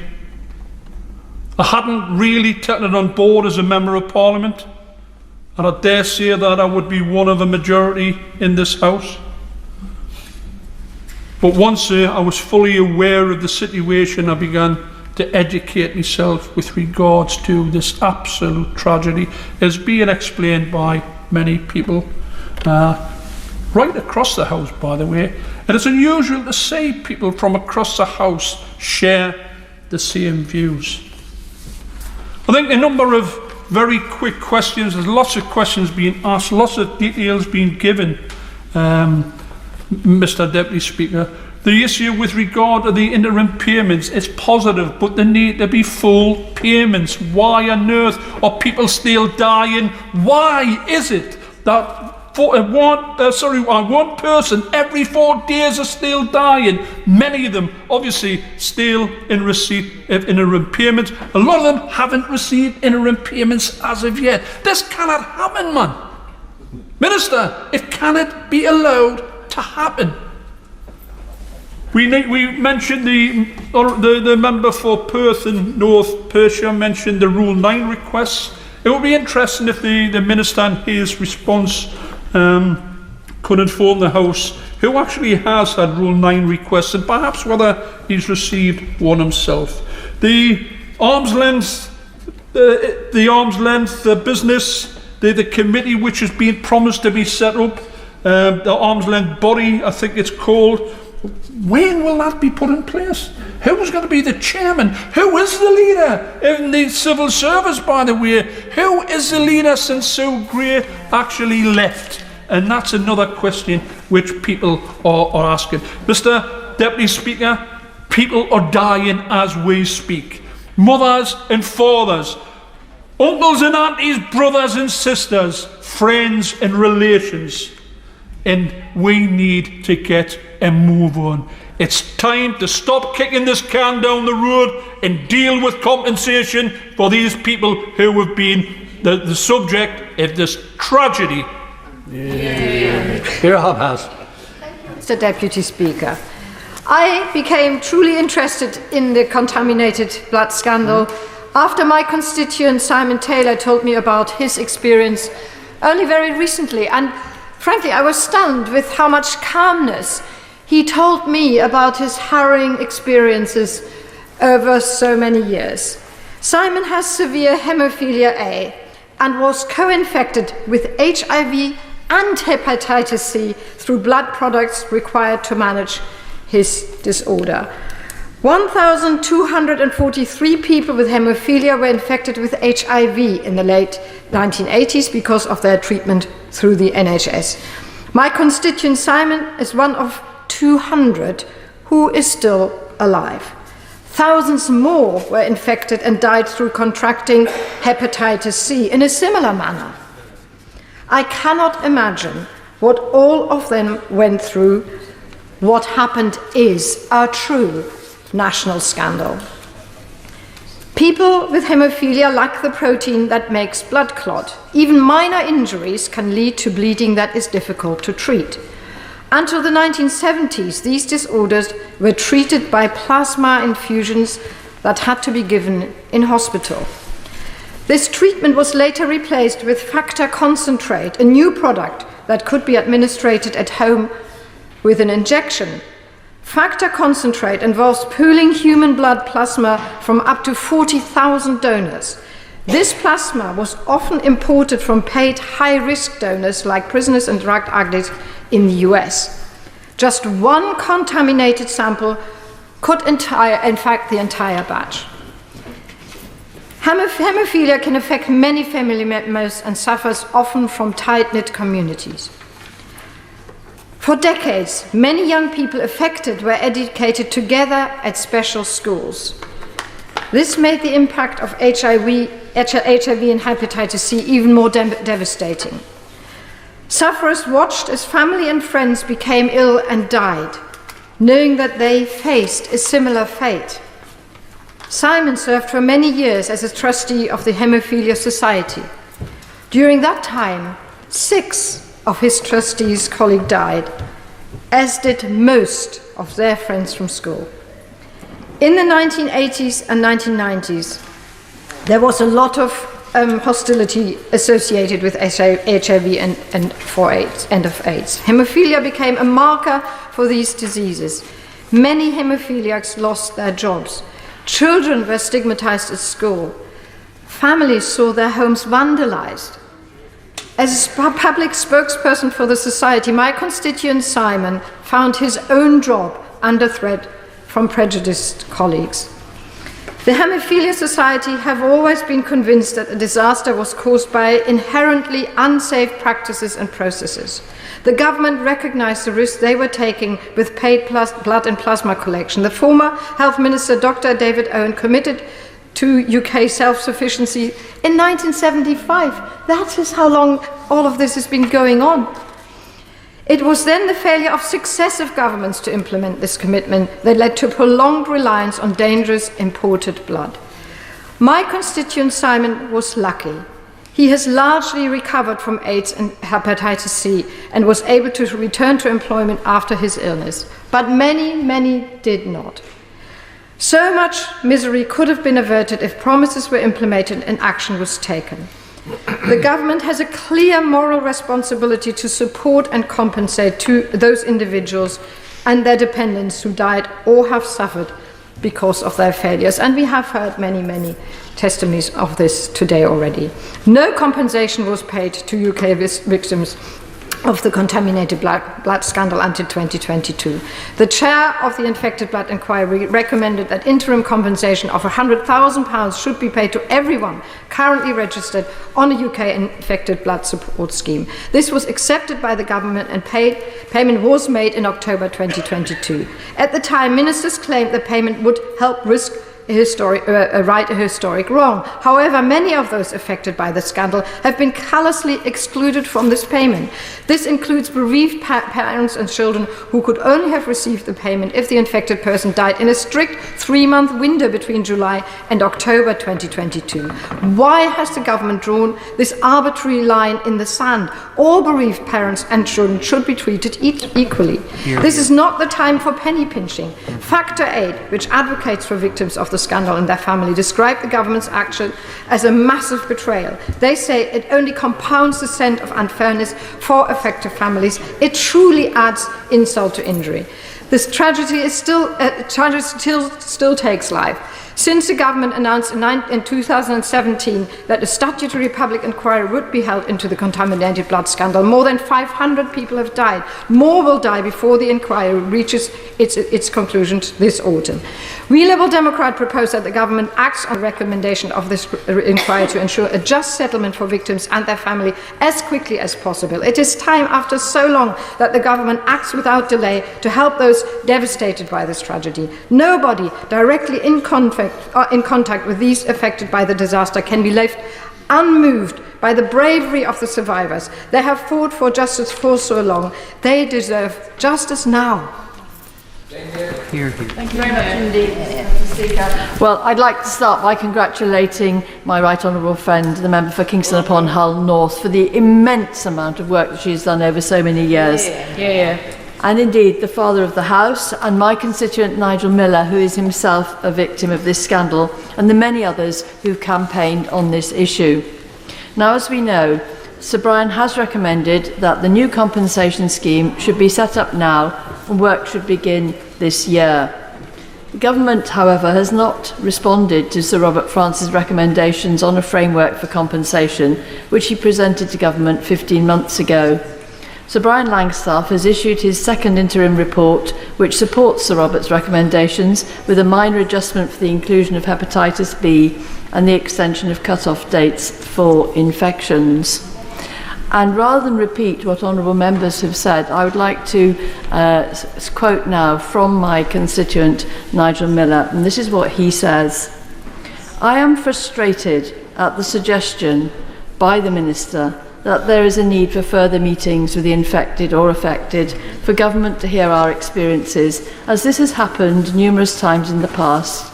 Everyone's evidence is on public record and is available as written and oral evidence on the Infected Blood Inquiry website. It is, to my mind, purely a time-wasting measure in order to delay any payments being made. And he goes on to say, I and others like me want the government to implement Sir Brian Langstaff's second interim report by providing interim compensation for previously unrecognised deaths. And this compensation scheme should be delivered by an arm's-length body which is independent of government and is centrally funded, not funded through the NHS. Sir Brian has said that work must begin now on delivering the interim compensation via the 4 existing support schemes. This is not as complex a task as the government is suggesting. For example, Hemophilia Wales is in touch with families across Wales. And I feel strongly that there is no need for government to have further meetings with victims, as all the evidence is on the public record. And this will be used as another excuse to delay and to do nothing, as has happened so many times before. And as the member of Kingston upon Hull North has said, this is a desperately urgent situation because every 4 days another victim dies. Not only do we want to see the compensation scheme implemented as quickly as possible, but for it to be able to work as efficiently and speedily as possible.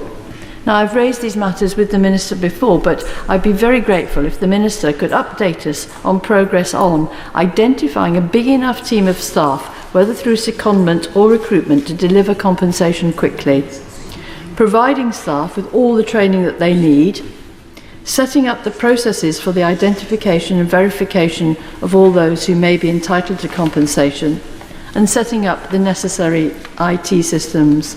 We all know the frustration of websites which crash and phone switchboards which are overwhelmed, leaving phones unanswered. So today, please, will the Minister do everything he can to speed up the delivery of compensation and to ensure that victims and their families get paid compensation as efficiently and as quickly as is possible. Thank you very much, Mr. Chris Stevens. Mr. Deputy Speaker, can I, firstly, as others have, pay tribute to the person who secured the debate, the co-chairs of the All-Party Parliamentary Group, the honourable members, Father of the House and the honourable member for Kingston upon Hull North, and thank them as a Vice Chair of the All-Party Parliamentary Group on Contaminated Blood for all their work, and indeed my good friend, the Honourable Member for Perth and North Perthshire, who I know was a former chair of the All-Party Parliamentary Group and who set up a meeting last week with groups Haemophilia Scotland and the Scottish Infected Blood Forum, and I pay tribute to those campaigners too, as well as my constituents Cathy Young, Nicola Stewart and Paul Gallagher, who are regularly in touch with me about this issue. They all, of course. May I, through him, say how important it has been to the whole UK campaign for the Scottish participation. They provide a lead, they've always been there, and we're grateful to them. Grateful to the Father of the House for those kind words, and I'm sure that campaigners in Scotland will be very grateful to hear those words. Those campaigners, Mr Deputy Speaker, are driving us all on. They're driving us on to continue to fight on their behalf and continue to seek that justice, because they've been met for far too long, in my view, Mr Deputy Speaker, with prevarication, procrastination, delay, and often have been, as a community, have been subjected to, marginalised, and they've been ostracised. And I'll give way to the Honourable Chair. Mr Deputy Speaker, I think that the Honourable Member quite rightly is pointing out the Scottish dimension of this. And of course, when I mentioned Mr Donald Ross, he lives in the North Highlands. Mr Robert Ross, I correct his name. And of course, it's all over the UK, this problem. That's the point about it. From the four corners of the UK, it's a huge issue. It matters whether you be in the Highlands or whether you be in London or Cornwall. Well, I absolutely agree with that, and I thank the Honourable Gentleman for pointing that out. And if I led them down another political path, I do apologise for that. But I want to make this clear, Mr Deputy Speaker. There are far too many people who have been marginalised and ostracised as a result of this scandal. And that does include those who have suffered from hepatitis B. And I've had to write to Sir Brian on behalf of the Scottish Infected Blood Forum, because in page 31 of Sir Brian's second interim report, he does indicate that hepatitis C has clearly been found to be one of the infections passed on by contaminated blood products and should therefore be included in the compensation scheme, but that did not appear, that recommendation, in the actual recommendations of the report. So I've written to Sir Brian to seek clarity on that issue, because I believe that clarity should be provided. That should, however, not delay what we're asking the government to do. Now, Mr Deputy Speaker, for those who either watched or were in the chamber this morning at Cabinet Office questions, I did ask the Paymaster General, I took the opportunity to ask the Paymaster General whether they accept the principle of the arm's length body overseeing compensation payments, and I see that the record is now up online for those members who want to view it now. It does quote the Minister as saying that the government's not made any final determination on that particular issue. And I have to say I was very disappointed to hear that from the Paymaster General, because I do believe that the principle of an arm's length body to oversee the compensation payments is something that must be agreed to today, Mr Deputy Speaker, because there seems to be a suggestion from previous statements from the government that they're looking at alternative ways of doing this. Well, can I suggest to them, I hope they're not going to look at things like, for example, how we administer personal independence payments dealing with this, because if that's the way they want to look at it, if they were looking at that, for example, then I'll be polite about this, Mr Deputy Speaker, the government should jog on. The government needs to agree the principle of that arm's length body. And why is that important, Mr Deputy Speaker? Well, it's important for a number of reasons. Because we know that there are issues around death certificates. This has been raised consistently by a number of years by the Father of the House, that we know there are people's death certificates which don't really reflect what happened here because of stigma and because of other issues. And that is going to be something that an independent arm's length body is going to have to determine. It's going to have to determine to look at death certificates and those issues. It's going to have to determine, would you believe, Mr Deputy Speaker, There are people who are not, as I understand it, not getting interim payments because they're in a cohabiting couple relationship. Now, the government's already conceded this point when it comes to benefit payments, the bereaved support payments for cohabiting couples. I know that, Mr Deputy Speaker, because I'm one of the members of Parliament who's been pushing for the government to accept that principle. It's now accepted that principle in law, that people can apply for bereaved support payments if they're in a cohabiting couple relationship. And also, an arm's length body could determine the issue of carers. I feel very passionate about this. We know, Mr Deputy Speaker, that there are carers, family members who've looked after loved ones for decades. They had to give up their careers. They had to give up their educational opportunities. They had to do that in order to care for those loved ones. And I want to see a statement today that recognises, from the government, that recognises the whole issue around carers and those who had to care for those loved ones. Now, I'm going to make a prediction, Mr Deputy Speaker. I know that that's very dangerous in politics. But I'm going to make a prediction that we're going to hear the phrase working at pace when the Paymaster General rises to his feet. I've already got a £5 bet with another honourable member on that, Mr Deputy Speaker. But can I say,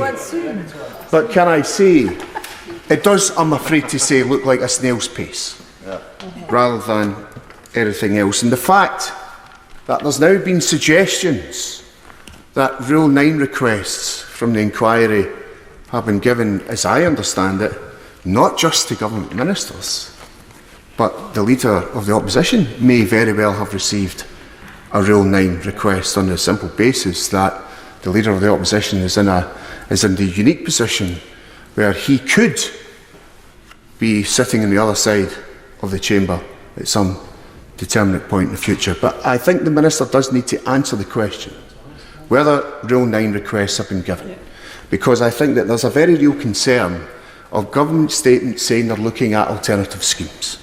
And I think that that is something which has to... And I want to join the Honourable Member for Wansbeck in asking this question. It seems a very simple question. Who's the lead civil servant in the Cabinet Office dealing with us? We know it was Sue Gray. We know that she's applied for some other job and may or may not be in that job. But who is the lead civil servant for members of this House to contact about what's happening on this very issue and where the government is on that very issue? I hope the Minister will be able to tell us that. Mr Deputy Speaker, I join others in this House. All we are asking for is a simple ask: justice. We want to see those who suffered through this scandal receiving the justice they so rightfully deserve. Just one.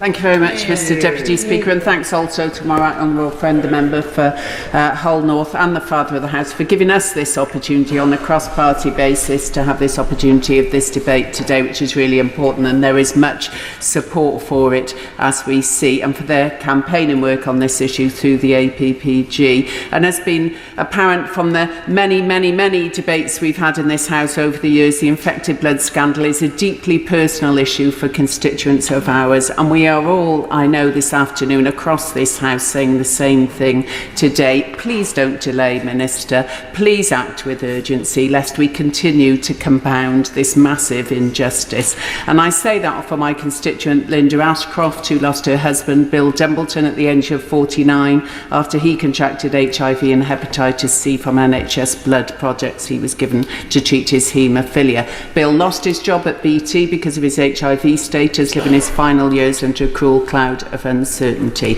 And his death in 1990 left Linda to deal not only with the emotional trauma of his loss, but with a huge financial burden. And Linda tells me after 33 years she is still looking for closure, and she asked me to relay to the Minister today that please don't leave victims begging for compensation. It's inhumane, so please could you hear her. In the same year that Bill passed away, my constituents, the Smiths, lost their 7-year-old son Colin to AIDS and hepatitis C, a tragic case case, which I have repeated often in this place.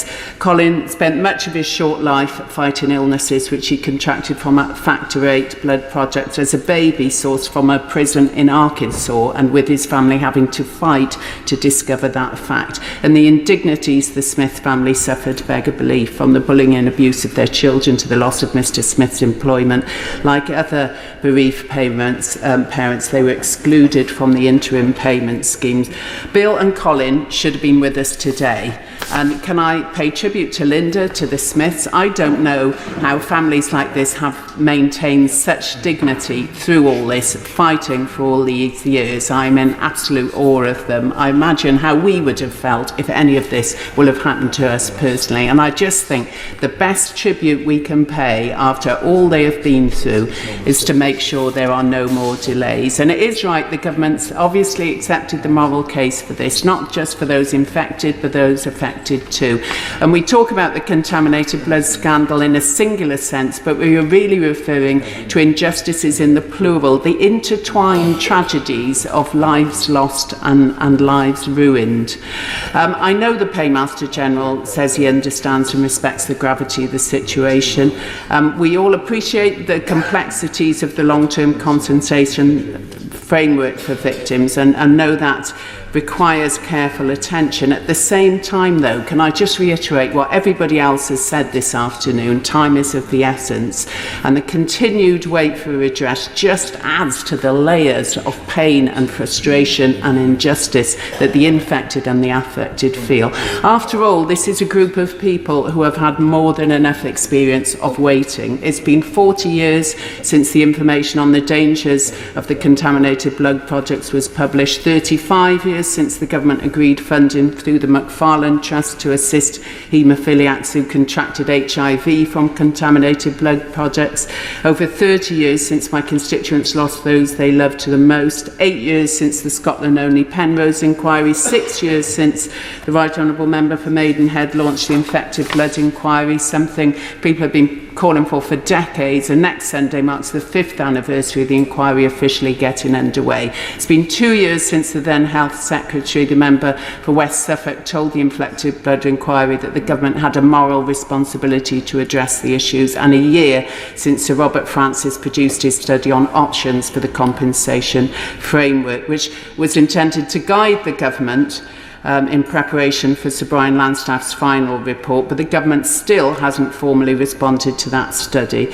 We're just a few months down the line from Sir Brian's second inquiry too, so I'd like to, like other honourable members, just urge the Minister to tell us now how advanced the work is and whether he can update us on whether the government will respond and accept its recommendations in full, and if so, when.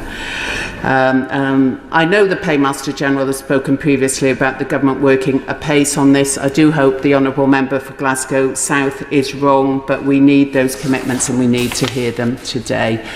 And can I also, I was very much moved by the part in the briefing that we received today from the campaign groups, to hear the campaigners talk about what's decided about them, that nothing about us is done without us, and I think that's hugely important still now. Can I also echo other honourable Welsh members' comments about the remarks by Hemophilia Wales? I'd be grateful if the Paymaster General would acknowledge for the record that while health is devolved, the issue is not, and it is related to a scandal that predates devolution, and therefore the responsibility for compensation rests solely with the UK government on that. Can I also, my honourable friend referred to the article in the Daily Mail about one-off interim compensation payments for people who must have died within a strict 3-month period last year. If the Minister could respond to that too, that would be great.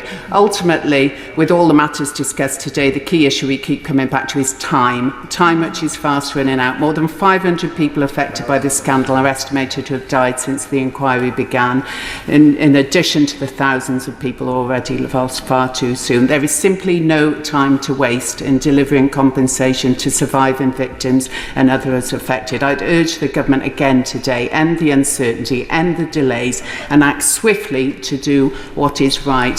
Victims, families and the British British public deserve nothing less. My honourable friend said when she opened up it was about truth and justice. Sorry, the honourable ladies are out of time. SNP spokesman Patrick Grady. Thank you, Sir Roger. I warmly congratulate the member for the Honourable Lady for Kingston upon Hull and the Father of the House on securing this debate, and I want to add my thanks and those of the SNP for the commitment and leadership that they have shown on this issue over so many years, particularly on the all-party parliamentary group. I think it's also right to recognise the considerable personal and professional experience that my honourable friend, the member for Central Ayrshire, brought to the debate right at the start. But between 16 backbench speakers and 9 different interveners, there have been so many tributes paid to those who have lost their lives because of the infected blood scandal, and our condolences also go to all of those who have been bereaved. We've heard so many moving stories this afternoon, and that perhaps is one of the most important points to take away. This isn't some abstract policy debate. This is about people, individuals and families whose lives have been completely transformed, whose lives have been shattered, often as a result of this scandal, and for many of whom time is now running out. And the impact hasn't just been living and indeed dying with the consequences of being infected or affected by contaminated blood products. It's also been the fight for justice, which itself has become all-consuming and a life-changing experience for so many people. So we also thank those campaigners and have to resolve now to make sure that justice is delivered.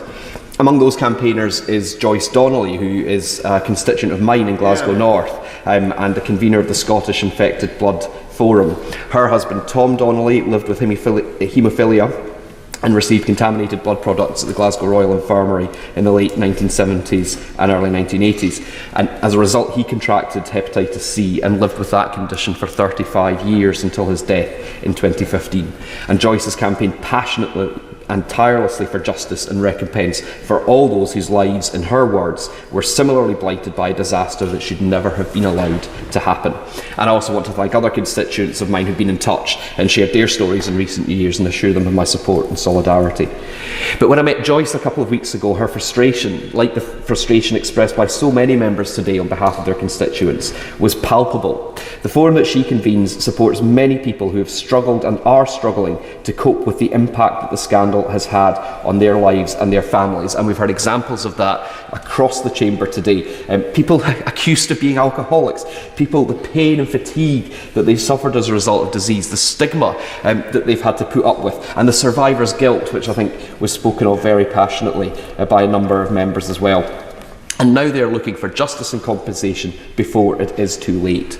And in some cases, it is too late, even if the person infected is still alive. They've lived all these years without the financial support that could have made it easier to deal with the effects of their conditions. So the interim compensation payments that have been made by too many are welcome, but in many cases, not enough.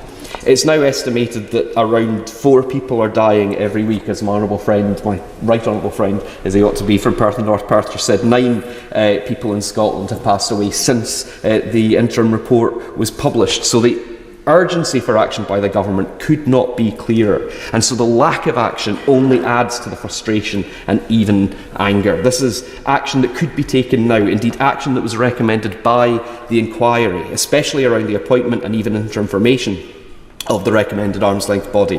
Everyone accepts that compensation must be paid, so the process of establishing how that will be paid and beginning to compile who will be paid could have already started, even if what or how much they will be paid still has to be calculated. And I thought the member for Torbay in particular articulated how that could go. I'm very conscious of time, but very quickly. I'm looking at the next debate. Light of all the suffering, it is now time that we see generosity and not penny pinching. Yes, absolutely. And that has come through very clearly in all of the contributions today. And Sir Brian also recommended that interim payments could be made now, not at pace, not at some indeterminate point in the future, but now to recognise deaths that have otherwise not been recognised, bereaved parents and bereaved children who have lost their parents, where these have not already been recognised by an interim payment. And I think it's also important to recognise, as the members for Meirionid, Clwyd West and Pontypridd and others have said, ultimate responsibility for this does lie at the UK government level, because the infections took place before the establishment of devolution and control of the health services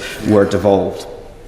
Now, the government says it accepts the moral case for compensation, and as it should. The current Chancellor's testimony to the inquiry described the scandal as a failure of the British state. And Sir Brian Langstaff's report concluded wrongs were done at individual, collective and systemic levels. So the Paymaster General now has an opportunity to answer some of these key questions today, many of which have already been asked by members, but which I repeat to make clear that the SNP shares those concerns.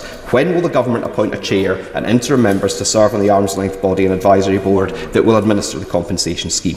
What engagement has the government had with Sir Brian Langstaff since the 5th of April, and has it been asked for or provided written statements in response to the report? And I echo the questions about Rule 9 inquiries that my friend from Perth and North Perthshire mentioned. Where does responsibility lie within the civil service for driving forward the government action? Has a named senior civil service been appointed since Sue Gray moved on? And above all, as my friend from Glasgow South West said, excuse me, what on earth does at pace mean? The government keeps saying it is working at pace, but members who've spoken in this debate and our constituents and the campaign groups can see no evidence of this whatsoever. The Paymaster General said again at questions this morning in answer to my honourable friend that it was all terribly complex and the government had to take time to get things right. But surely that's why an inquiry was set up in the first place, to make those recommendations so that the government could take them forward without having to do even more additional work. People are fed up waiting, as Joyce put it to me, for jam tomorrow from this government. Perhaps the government is worried about the total bill, a bill which won't necessarily go down even if more people pass away, because they will have families who are entitled to compensation. Perhaps it's worried about setting a precedent for future scandals, or perhaps it just doesn't see this as a political priority. Well, today's debate should make clear this is a priority. The price that our constituents have paid is higher than any financial price the government might have to pay, and the best way to avoid this being a precedent is to avoid future scandals. The use of contaminated blood was totally avoidable. This scandal should never have happened, and the inquiries have, and I'm sure will continue to make clear, that there are plenty of lessons to be learned so that something similar doesn't happen again.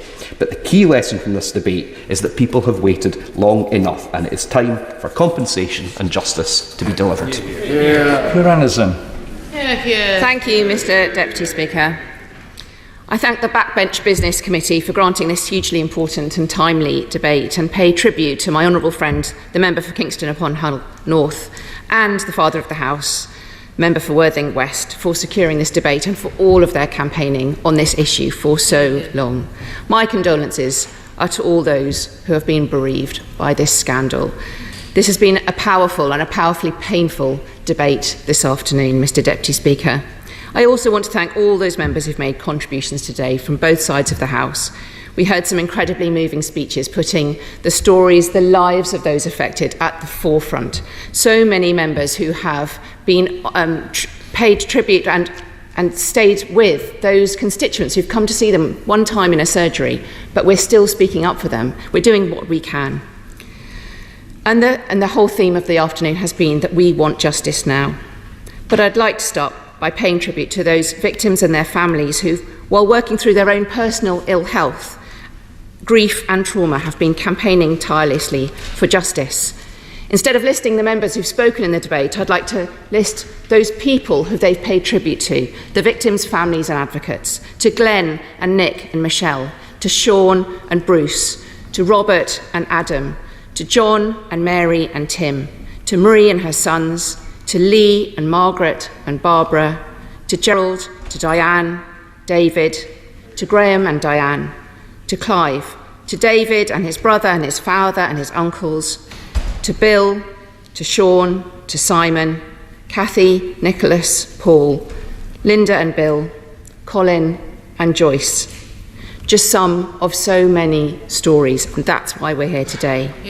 I'd also like to give special mention to those organisations who've been campaigning on this issue, to the Scottish Infected Blood Forum, to Haemophilia Wales, Haemophilia Scotland, to the Hepatitis C Trust, the Haemophilia Society, Hepatitis B Positive Trust, the Sickle Cell Society, Factor 8, and Terence Higgins Trust, and all other organisations. If they didn't already know it, I want them to know that we on this side of the House are listening carefully, and we want to continue to partner with them to make sure justice is done. And I'd also like to pay tribute to Sir Francis and to Sir Langstaff for their teams for the reports that have been so instrumental in bringing us to where we are today. And I'd like to thank the Paymaster General for meeting with myself and my right honourable friend, the Shadow Chancellor of the Duchy of Lancaster, yesterday on this issue. This awful scandal has already needlessly claimed the lives of 3,000 people. Statistics from the Terence Higgins Trust show that between the start of the inquiry in July 2017 and February 2022, over 400 people died. In fact, while we wait the conclusion of the report and the inquiry, one person is dying every 4 days. Every day that we delay the compensation is justice denied to those people and their families. Waiting for this justice and compensation is adding to the trauma and pain of the victims and their families. The continued work of the Infected Blood Inquiry is crucial to ensuring that victims' voices are heard. And I had the privilege of meeting many victims of this scandal in March. Their stories will stay with me forever. No one should have to experience the pain and anguish they have faced and are still facing. For too long, the contaminated blood community has been failed by the state in a dreadful way to start with, failed by health workers, failed by successive governments, and ignored by those who've let the demands of those affected fall on deaf ears, leaving the community without justice. It's heartbreaking that members of the infected blood community, so many, will not live to see the outcome of this inquiry. The Minister has agreed that there is a strong moral case for compensation, which is welcome. The inquiry has recommended an interim payment of £100,000 to victims and bereaved partners of the contaminated blood scandal, and the government has committed to delivering these payments, which Labour also strongly welcomes. However, questions remain about those affected by the scandal, such as family members who've been left out of the compensation scheme. Sir Robert Francis QC's report on the compensation and redress scheme was published in June last year, but the government have still not responded to any of the recommendations in the report. Sir Brian Langstaff published an interim report in April this year, which, among other things, recommended that the compensation scheme to be set up can now begin its work this year and it be established and ready to deliver before the final inquiry makes its report in the autumn. But families are disappointed and angry that there seems to be no commitment to the Minister to respond to that second report as well until the final report is published in the autumn. So the victims and their families, who are also victims, wait for justice and clarity. The government could be setting up this compensation body now and taking action to track down and register those infected and affected for future compensation, and looking at ways in which the current scheme for the interim payments could be expanded, or one set aside it, or how this is going to work. The overwhelming feeling of the victims and their relatives is, on hearing of this scandal, is of heavy hearts, disappointment, and there is anger. We understand the complexities of this scandal and delivering this, but I hope that the Minister can see that many individuals directly affected still feel angry, still feel unrecognised, and need more communication, but above all action. So I will end, Mr. Deputy Speaker, with more questions for the Minister. There have been many questions which I hope the Minister will be responding to today. The Langstaff interim report of April recommends that a publicly funded compensation scheme is set up. How advanced is the work to set this scheme? Will it be an expansion of the existing scheme for interim payments? Does the Minister agree with the Langstaff interim report that this scheme should avoid legalistic or adversarial concepts of the burden and standard of proof and not add to the trauma already experienced by victims and their families in the way that it's set up and delivered and the way that assessments are carried out? Has the Minister begun approaching people to chair the compensation body? Will he involve people from the affected community in this process going forward?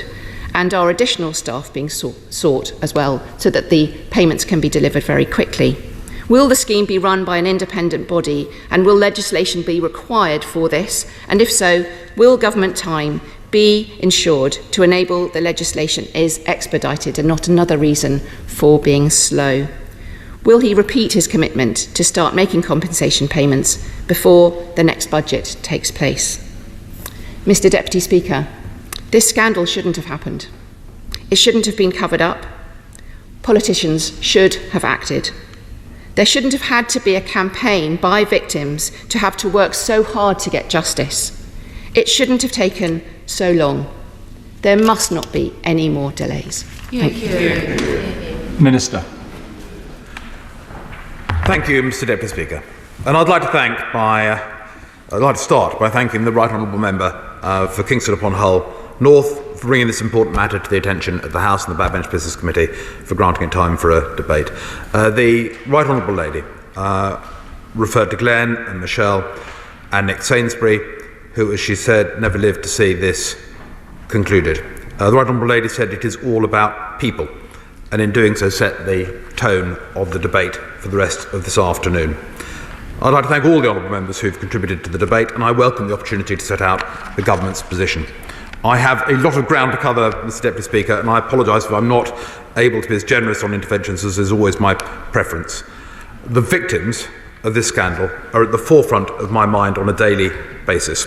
As we heard this afternoon, many, if not all, of the members of this House will be keenly aware, either through personal experience or from the experience of their constituents, of whom we've heard a great deal, quite rightly this afternoon, the deeply tragic circumstances which led to the inquiry, and I have the utmost sympathy for the plight of every individual who's been infected or affected. In March, I met members of the infected blood community, facilitated by the Right Honourable Lady and the Right Honourable Member, the Father of the House, and in their roles as chairs of the all-party parliamentary group on haemophilia and contaminated blood, who've been such powerful and effective advocates on behalf of victims throughout since the scandal. It left a profound impact. We are all keen to ensure that the process of resolution for those impacted, which has taken decades and which so many have not lived to see, is brought, in the words of the Honourable Gentleman for Caithness, Sutherland and Easter Ross, to a fair and equitable conclusion. The emotion surrounding the dreadful plight of all those caught up in this appalling scandal is vividly apparent in the words in the House this afternoon. And as the whole House knows, the government has agreed that there is a moral case for compensation. I welcome the publication of Sir Brian Langstaff's second interim report. His wide-ranging and innovative approach, building on the study conducted by Sir Robert Francis, has provided thought-provoking focus for work that is ongoing on compensation. This remains, however, Mr. Deputy Speaker, in practical terms, an extremely complex and demanding issue which requires huge focus to resolve, and no final decision on compensation has yet been made. I would like to share some of the complexities which we are working through in the process we've been adopting with the House. In order to progress the work on the issue and to build on the work of officials, including amongst those officials my own Permanent Secretary who stepped up when the second Permanent Secretary departed, amongst others who are devoted to working on this important issue, I established earlier this year and chair a small ministerial group to bring together the expertise of different departments. This small ministerial group enables in-depth discussions with all interested departments about the government response. Members will understand that, given the need to protect collective responsibility, I can't go into the details of these deliberations, but the SMG is an important tool for taking this forward. Representation at the SMG usually includes, but is not limited to, His Majesty's Treasury and the Department for Health and Social Care. Now, I appreciate that some honourable members and members of the communities affected would not wish to see any involvement for the Department of Health in this process. Colleagues will, however, I'm sure, recognise that DHSC and NHS arm's-length bodies hold vital, relevant clinical expertise and can bring to bear their direct experience of the England Infected Blood Support Scheme, and their insight is invaluable. Sir Brian's far-ranging report sets out recommendations for compensation, as my honourable friend, Member for Keighley, pointed out, that go well beyond what would be expected from the courts, and explains why he's come to that view. The government has not made a final decision on compensation, but I wanted to share with the House the complexity of the work with which we are engaged. Just as it is critical to ensure any scheme brought forward works effectively for the victims, the House would also expect the government to work through the estimated associated costs of the public sector. Estimates have not yet been finalised and much work continues to be undertaken, but that is work in progress. In line with the terms of reference, Sir Brian's expert statisticians did their utmost to come to a conclusion on the numbers of those impacted. However, given the sheer complexity of the question and the lack of readily available data, they were still forced to produce a very wide estimated range of potential applicants. And this, I'm afraid, does speak to the tragedy itself and the history with which the Honourable Lady and many others are acutely aware. Ultimately, the form and extent of the compensation scheme comes down to the decisions that have to be made by government. Sir Brian has helped enormously in bringing forward what he says are his last words on compensation, and I thank him for them. As the Right Honourable Lady for Kingston upon Hull North pointed out, this is an unusual step to go about this route, and Sir Brian set out clearly why he had done so. Sir Brian's full report will, I'm certain, put his compensation proposals into further, and I fear in many ways, deeply upsetting context. As the Honourable Gentleman for Glasgow South West commented, Sir Brian's preference is for an arm's length body to be established, in which the precise level of compensation under his framework would be determined by independent legal and medical expert bodies. Sir Brian proposes that, and I believe this is unique for anything like this scale, the ALB should report directly to Parliament rather than via a departmental accounting officer. Whilst no decision has been made whether the government to go down this route, this would, as I alluded to in my previous statement, be a very significant step. It would also be extremely likely, and the Honourable Lady referred to this, to require primary legislation, although the same, I should also say, may well be required for other compensation routes. Turning to the delivery mechanism of any scheme, the mechanism Sir Robert Francis' study favoured was an expansion of the existing mechanisms in each of the 4 nations. The reasons for this is that they have established expertise, they understand the needs of the applicants, and they're able to facilitate non-financial support more efficiently at a local level. Sir Brian supports a new single delivery mechanism for the entire UK to prioritise the speed and centralisation of resource for expedient delivery and the processing of applications, an approach very much favoured by my right honourable friend, a member for Clwyd West, speaking on behalf of his constituents. Sir Brian recommends this UK-wide arm's length body to deliver one-off compensation payments, with the existing schemes continuing to deliver ongoing support. This would have the benefit of simplicity, protect ongoing support for those on existing schemes, and ensure parity across the UK, but does mean creating a new delivery mechanism. I've raised this issue with the devolved governments and recognise both the huge challenges inherent in us all putting onto the established schemes a task hugely more complex and substantial in nature than that which they have previously undertaken, whilst also the difficulties in establishing a brand new single mechanism. Whatever route is chosen, and we are discussing that with the devolved governments and will continue to do so, I absolutely recognise the point made by the Honourable Lady, the Member for Central Ayrshire, and the Honourable Lady for Llanelli, that we have to ensure that whatever route, any compensation scheme that is brought forward avoids unnecessary stress and duplication for the victims who've already experienced quite enough trauma. Having mentioned devolved governments, we are mindful that health is a devolved matter. We are committed to working with those governments to develop an effective response that delivers across the UK. I recently met Scottish and Welsh ministers and the Northern Ireland Department of Health Permanent Secretary to discuss Sir Brian's report. It was a helpful meeting where we shared the common determination to provide appropriate redress to victims of infected blood, and it is agreed that we would continue to meet as progress is made. That's not for a minute to not recognise the points made by a number of honourable members, including, I believe, the Honourable Lady for Pontypridd, the Honourable Lady for Merioneth and Newport East, that this is a decades-long issue that has arisen, and it predated devolution by many years. So the UK has a unique responsibility in coming to a proper conclusion. The government has made clear that it wants the work to be done to ensure it is ready to respond as soon as possible to Sir Brian Langstaff's final report. I've also made clear that that does not preclude us from making an earlier statement if we're in a position to do so. However, I did want to share with the House, and thereby the community, at this stage, some of the complexities with which we are wrestling in order to come to that fair and equitable conclusion. I will. I'm very grateful to my old friend, given that he's aware of the case of my great friend, constituent and long-serving councillor, Dr. David Tibbett, who lost his wife and his brother-in-law to this scandal. On his behalf, can I urge him to bear in mind the precedent of the victims legislation that we put through this House in a single day for victims in Northern Ireland? A very complex issue, also engaging with devolved issues, but one where we were able to make progress on that, and really to do everything he can to expedite the compensation that victims need. Minister, I'm grateful to my right honourable friend, and I'm aware of Dr. Tibbitt's and the case he's discussed with me and Dr. Tibbitt's background. I wasn't aware of the legislation to which my honourable friend refers.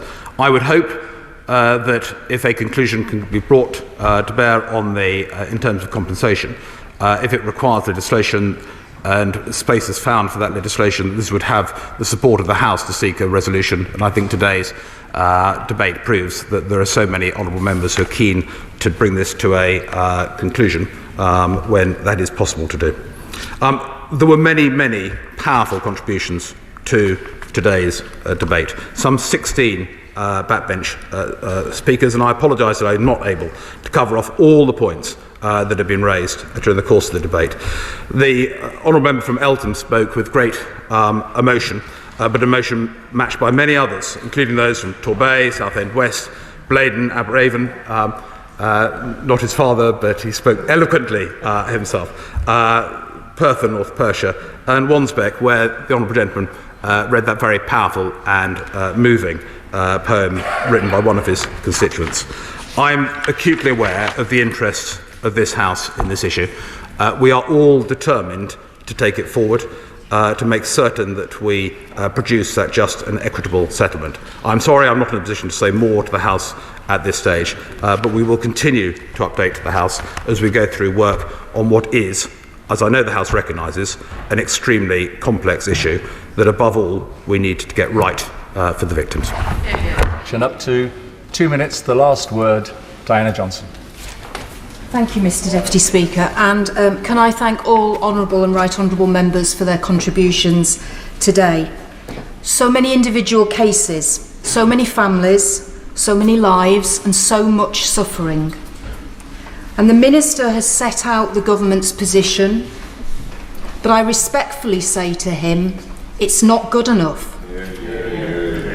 And the Minister says it's complex. Yes, it is complex. Putting a man on the moon was complex, but we managed that. And it seems to me that what this is lacking is real political leadership to get this done. As I said in my opening remarks, the time is now. And action needs to take place now. And we're not going away, and Parliament spoke with one voice today. It's not good enough.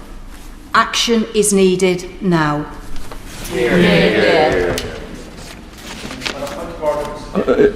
I have to put the question first. The question is, as on the order paper. As many of that opinion say aye. Aye. Contrary, no. I think the ayes have it. The ayes have it. Thank you very much.